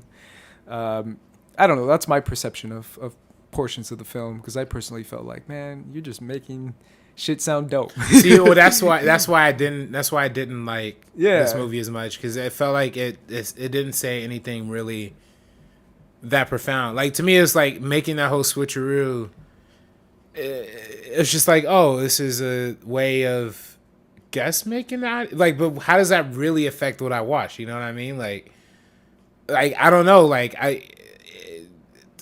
you remember how I said, like, the number one thing I hate in all movies is dream sequences, right? Mm-hmm. Like, essentially, the ending of this movie is telling me that the whole 2 hours I spent previously is a dream sequence. I don't really. You didn't catch that halfway through the movie or something, or did you catch? Well, it I just like I wanted it. I guess I read the book after I saw the movie because I was looking for more answers. Book doesn't really provide any answers either. But like, I thought it was going to be he was entering some sort of spiritual realm, or it was like a kind of it was like, something like, I thought it was something more impactful than he was just lying, like exaggerating. Yeah, I don't know. Yeah, exactly. When you said you didn't like it because of the ending, is that what you mean? Yeah, exactly. I just think that having that kind of twist is kind of empty to me if there's like nothing, you know what I mean? Like, I thought it was going to be, it was a grand awakening to some self-discovery. And I think it is. I think that's what the movie's implying. But by telling me that this stuff doesn't really matter, then, like, what's the point, And then he says it in a way, it's like, oh, maybe I was talking about this, or maybe I was talking about that. I was like, okay, well, like, give me an answer. You just want that answer, RB3? Well, yeah, at least, like, to me, like, I love movies that have ambiguous endings, and Crouching Tiger, Hidden Dragon has a very ambiguous ending as to whether she lives or dies, or she falls or flies. Yeah. Same thing that Birdman kind of has too, in that kind of way too. But I at least I understand that's where the direction of this is going, right? And that's what the ultimate movie's about. For me, Life of Pi, at least upon watching it initially and revisiting it in the form of a book, and then I watched it one more time as a movie, I just didn't get the connection. You know what I mean? I just didn't have the visceral connection I had to it. That being said, it's a very beautiful movie, and I saw it in 3D. It was dope 3D, very good 3D. Well, I was gonna say, I mean, this won Best Director for Ang Lee. Yeah. Do you feel like the visual spectacle kind of overtook anything else of this movie? No, I mean, I think the visual spectacle is what I enjoyed about it the most, personally. Sure. But I'm saying on a Best Director scale, do you feel like when people were handing out the votes, was it like, well, did you see it? Like, visually, how can he not win Best Director?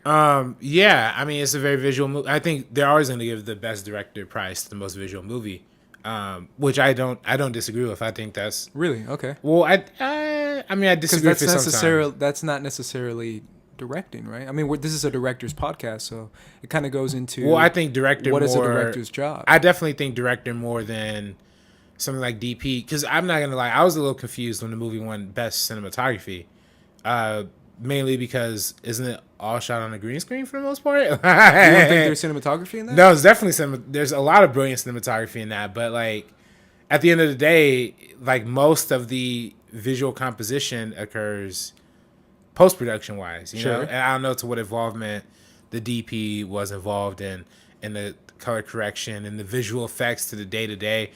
And, especially for me, and I don't know if you saw this, because there's a huge controversy when this movie came out about the visual effects people, right? Behind it with the Rhythm and Hues company is the company that did the visual effects for this movie. This movie was so big, so expensive. This was an independent visual effects company, ended up going out of business, kind of because this movie was so enormous and went over budget so much. And they had a hard time keeping up with the technology because the visual effects game keeps innovating upon itself. This is a great documentary. I think the company is called Rhythm and Hues. I think the documentary is called Rhythm and Blues because it's about them going out of business. And it's also great because there's also that moment where the movie actually did end up winning Best Visual Effects, And then I don't know if you remember watching this during the Oscar telecast, but the visual effects people went up to do their speech, and they were giving their speech, and they like actually were like literally cut off. Because when they went up there, they're like, "Hey, our company's going out of business. Please support the visual effects industry." Da da da da da. And the Oscars literally like played them off and like cut them off camera. Like, to my family for all the sacrifices they made, Gabrielle, I love you so much. To my children, Christopher, Thomas, Alexander, and Samantha, thank you for inspiring me every day. For my mom and dad, thank you for telling me I could do any crazy career choice I wanted. Finally, I want to thank all the artists who worked on this film for over a year, including Rhythm and Hughes. Sadly, Rhythm and Hughes is suffering severe financial difficulties right now. I urge you all to remember. And if that's not a lower blow to a company that's already going out of business trying to make this ginormous movie, in which they kind of talk, and I don't know how accurate the documentary is because coming from a lot of visual effects perspective, but they're talking about, hey, like, Ang Lee kind of came in and was, we showed him a test with, with the rain. We will show him tests and he'll give indecisive. Like, we show him a test with the rain. And it was like, oh, there's not enough rain. And they take it back, add more rain. It's, oh, wait, why'd you guys put in so much rain? That kind of shit. You know what I mean? So it's, a lot of times that's what directors and visual effects producers have to deal with a lot on a constant basis. But this movie ultimately ended up looking very visually beautiful, but at the expense of, a visual effects company with a lot of jobs on the line, at the expense of having these ginormous effects. And, to what extent is the director of photography involved, and how much of the directing Ang Lee himself is doing. I think, so for me, for best director,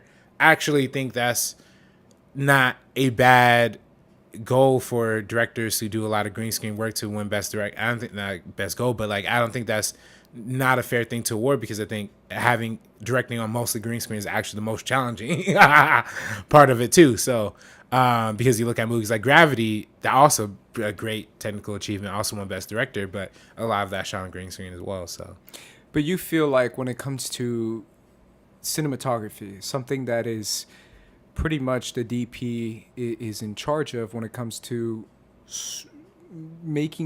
creating shots, essentially. Visual effects, how much is the cinematographer and how much is it the visual effects people in the visual effects company? Right. You don't feel like the cinematographer, for the most part, gets his vision on the screen? I think he definitely, a DP definitely establishes what the aesthetic of the visual effects are supposed to look like. He definitely establishes and influences the visual effects. What about the VFX supervisor, which is a title that has become very popular in Hollywood, which is something that didn't really exist back in the day. Now there's like VFX supervisors who actually work with the DP when it comes to creating movies. Right. I mean, I don't movies like Infinity War, right, which is pretty much all CG except for like some scenes. Right. I mean, I don't know the whole process that goes into the whole visual effects, DPs, all this kind of stuff. Like, I really don't know. I have no idea. So like, maybe I'm speaking from an ill-informed perspective here, but I don't know. It's just interesting with a movie like Life of Pi. It is, because for me, it has a lot to say about what you were saying. Why did it win Best Cinematography? Why did it win Best Director? For me, those are questions that should come into play, and it should be questioned when it comes to the VFX. And I didn't know about that documentary, but now I want to check it out, because you're right. That's an interesting perspective as far as like who takes the credit for, wow, it looks beautiful. Ang Lee, here you go. Here's the Oscar. And it's like the VFX people are like, what about us? We're the ones who actually made it. We actually did it. Mm-hmm. So that's a very interesting perspective, because like you said, they went out of business, whereas Ang Lee is Ang Lee. Mm-hmm. And he won the Oscar. Mm-hmm. And I'm now very curious about who is doing what. But for the most part, what I've seen on stuff, on sets and on film and on behind the scenes, is the DP working hand in hand with VFX artists to create the shot that they want. So they are very, very, very involved, to the point that they can get an Oscar for Best VFX. For Best Cinematography. Right, no, absolutely. Let's move on to Billy Lynn's Long Halftime Walk. Yes, no, absolutely. Billy Lynn's Long Halftime Walk is a movie with a star-studded cast. Vin Diesel, man. Vin Diesel. That's like the first name I bring up. Vin Diesel. Though. Vin Diesel, Chris Tucker, all these names. I don't know. Okay, so this is a very weird movie for me, Ace. Bo Nap. I was about to say, it's because I'm really tired. I was about to say Ben Shapiro. Oh, Ben Shapiro. Oh, no, gosh. I hope Ben Shapiro's in this movie? Oh, man. I'd love for him to be in this movie because I'd have some words for him. Honestly, it's not a bad movie. It's a different... I can't stand that guy, man. Ben Shapiro. Why are you praising him so much, man? Ben Shapiro? Why are you showing him so much love, RB3? I'm not... Me showing Ben Shapiro love? Have you checked my Twitter? I'm just messing with you, man. I hate Ben Shapiro. The biggest name for me is when Ben Shapiro, my homegirl, man, Kristen Stewart. Stewart, Yeah. hey, she has a good part in this too. What were you gonna say? Oh, I was gonna say like Ben Shapiro's like I hate the guy, but his movie reviews aren't like half bad sometimes. Oh, see, come on. Have you seen his movie reviews? Yeah, they're trash, man. I agree with him for the most part. Last they're Jedi, trash. Oh, I hate his movie reviews. Really? Yes. I'm trying to think which ones. I mean, like I definitely. For me, he's just like a big talking like, I don't want to get started. I like his Last Jedi review. Like, that's what I'm gonna say. If you want to be a right wing homie, do it. Do it. No, up. I hate. But when you start talking about movies, like, blah blah blah, blah the agenda. Blah, all right, yeah. I think that's what he on. takes overboard. He takes overboard with that shit. But hey, man, hey, man, fuck Ben Shapiro. I hate him just on principle. So yeah, have his movie reviews too. But anyway, Kristen Stewart's in the movie. Kristen Stewart's in this movie. This movie is very much. I really don't know if it's pro-military, anti-military. I was gonna say you were telling me you have an issue. Like, here's your Well, what's your just, issue? I don't. It's a weird movie, man. I mean, like if you really look at it. So this movie, it's about this soldier who his name's Billy Lind. He's part of this, crew that did this amazing mission, back during, while they were at war or whatever. And it's basically a story of how they are contacted. They did this big heroic thing, so all of them have to fly out to a Dallas Cowboys game and like stand, during the halftime or whatever. Just like walk up during the halftime. It flashes back and forth between that whole day and the actual events that happened during the thing or whatever. Yeah, it's a weird movie because when they go to like the war parts are cool and interesting because Ang Lee shoots it. He shoots this movie in super high frame rate. It's super, I think it was something like 120 frames per second or 60 or whatever. So this was released high frame rate, 3D, same way The Hobbit was. I didn't see it that way, but when you watch it at home, it's very clear that was the way it was shot because the shutter speed super high. The F, with shutter speed being super high, you get to shoot in high frame rate or whatever. So it definitely influenced the aesthetic of it, even watching a home video. I don't know. I didn't necessarily get what they were trying to say because every time they came back to the NFL parts, it was always like, oh, they're trying to sell this movie script. Like the Chris Tucker character is this dude who's an agent who's trying to sell a script based on the story of the guys in the movie that we're watching. It was it was almost too meta to me. And then and he's pitching it to all these NFL guys oh, don't you want to support veterans? And I don't know, it's weird. That's what that half of the movie is about. Another half of the movie is about this trying tale of trying to readjust back into society after war and dealing with PTSD, but the PTSD always come out weird times, especially. Well, I mean, I guess I shouldn't say that. PTSD is something that affects a lot of people. So I don't know how it affects people, but I guess during the halftime walk itself, there's a lot of instances of PTSD that kind of triggers them, which is very understandable because there's a lot of gunfire and stuff. But there's just moments that he's at home, and and his family situation doesn't necessarily help that either because Kristen Stewart is a very opinionated anti-war voice. Who doesn't support her brother going back to fight, but her brother is a soldier and he's very disciplined in serving his country. So it's interesting dichotomy, but it leads to a lot of tension in the family that also causes those PTSD flashbacks. Sure, it's a movie. Do you feel like that you wanted it to pick a side? I think versus not really picking a side. I think it picks a side. I don't think it picks an anti-war or pro-war thing. I think it honestly approaches more of a capitalist versus anti-capitalism thing. Okay. Because I think to a certain extent the Chris Tucker character and trying to sell this script and make this movie about these guys Like, and there's this whole thing where like they want to make the movie, but they don't want to put in some kind of money for it. Like, I don't know. It was a weird kind of plot, but I think the whole thing is like, oh, like you are willing to send these boys to war, but you're not willing to like make a movie about them, or you're not willing to celebrate. You know, you're just gonna do the bare minimum and send them out for a halftime walk where they fly back in the very next day to go back to fight. And it doesn't affect anybody else that concerns them too, right? So I think in that sense it's anti-war, but it's also like I said, capitalism, because it's about making money off of exploiting these guys. But could it be anti-war and pro-military? I mean, I don't think it's both.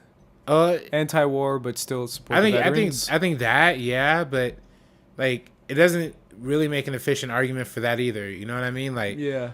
Like, I find it interesting the fact that this whole conversation is taking place during an NFL game, right? The irony within that. Oh, now with the NFL, now, yeah, that's what I'm saying. Yeah. Especially this movie has like real life players like Richard Sherman in it, right? Like, and I, now that the whole idea of the NFL and taking a knee has somewhat become anti-military movement. At least that's the way the right not just way. Anti-military, anti-veteran. Well, that's how the right. That's the what right I'm saying. That's what they're using. Yeah. But even though the protest something is about police brutality, and people are just blatantly ignoring that. But it's just, I don't know, man. So I don't know if this movie really had a position that I can firmly identify, and I think that it presents a lot of complex ideas without like really following up on a lot of stuff. So I think it's just a little bit of a schlocky movie, honestly. Like, this is probably like my least favorite of all the Ang Lee films I've seen. Not even for Vin Diesel, bro. I mean, Vin Diesel, he was good. He was he was playing the Saving Private Ryan guy again, right? But like this time he's the leader, and he croaks and gives an inspirational quote to Garrett Hedlund. Shout out to Garrett Hedlund, man. Yeah, hey, good for him, man. Good for him for getting a good role in this. Isn't he in the... He's in Tron Legacy, one of my favorite Disney movies. No, he's in the Netflix movie that Mudbound. Yeah, that's right. He's great in that movie. Yeah. He's super good.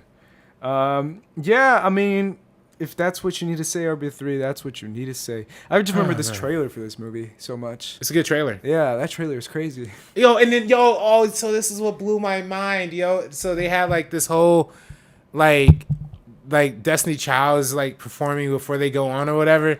And then like they clearly don't like booty shaking and but like they clearly don't show the faces, but they're like, oh my god, Beyonce just walked by, and then it's like, I don't know, it's just weird, man. It was a weird movie, like it was just so weird. I don't know. This is what I live for, RB3. I live for these hot takes. I live for these opinions. Yeah. And that's why you're not getting any more of that on Twitter though. We need to do it, man. Follow RB3 on Twitter. Follow at RB3Schmoes to see his hot takes. Follow Ace for his hot takes, man. That's why you know what? You know, I was thinking, man, what wouldn't be a bad idea? What if we would just like create a Facebook group, like, and then how the Sight and Sound guys have their little thing or whatever. You know, like we just do our own kind of like Facebook group, and then have a bunch of our fans there, and I can just get my hot takes there instead of like being fiery on Twitter. I don't know, maybe. Interested. What do you guys think of a Facebook group? Comment down below. Yeah, let us know what you think. Let us know if you would actually join that Facebook group. Yeah. Because, who knows what the future has in store, RB3. Ooh, you never know. Our future as hot take movie people. Hot take. Either way, don't support Ben Shapiro. No, don't support Ben Shapiro, no. But support Ang Lee. Go see his next movie. Hopefully he'll... release it soon. So far, he has Gemini Man coming out in 2019, and Thriller in Manila is also on his IMDb page as movies that are upcoming. I know Alfonso Cuarón, another director we talked about in the past. I heard good things coming out of his movie that he... Oh, I'm so excited for that. For Netflix. Yeah, I'm excited for that movie. Yeah. I'm very excited for it. Hopefully it does something. Spanish language film too, so... Mm-hmm. We'll see. Either way, guys, that is our episode on Ang Lee. Hopefully you guys enjoyed it. Let us know in the comments down below, but we don't really care if you comment or not. You're being real hard on Terry earlier, man. You're being real hard on Terry, man. I was joking, Terry. I love you, man. Is it Tari or Terry? I love you, man. Either way. I should have called you out earlier, bro. Much love. Yeah. And peace to everyone who's listening. Also, please, people, at the top of the link of this description is a link to my project from the Road Reel competition. Yeah, get it. So please click on that link. Give me a quick vote. It's the project itself is called Artists of Venice. I did it with my buddy Cade Hughesby from my fraternity, and we interviewed a couple of people on the Venice Boardwalk and kind of talked about what inspired them to be artists and stuff. So yeah, all of that. Just click on the link very top of the description, and please give me a vote. Help us get some votes. And for the Meaning of Podcast, I am Ace. This is RB3. And we are peacing out, guys. Peace out.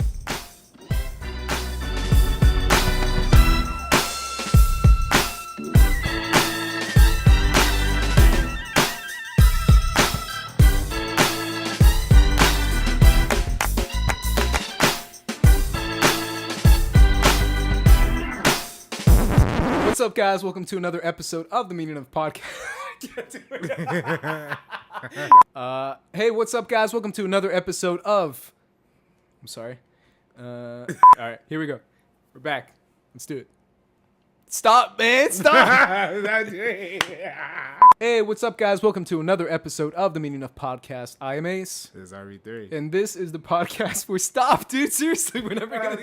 Sorry. What is up, guys? Stop. Dude.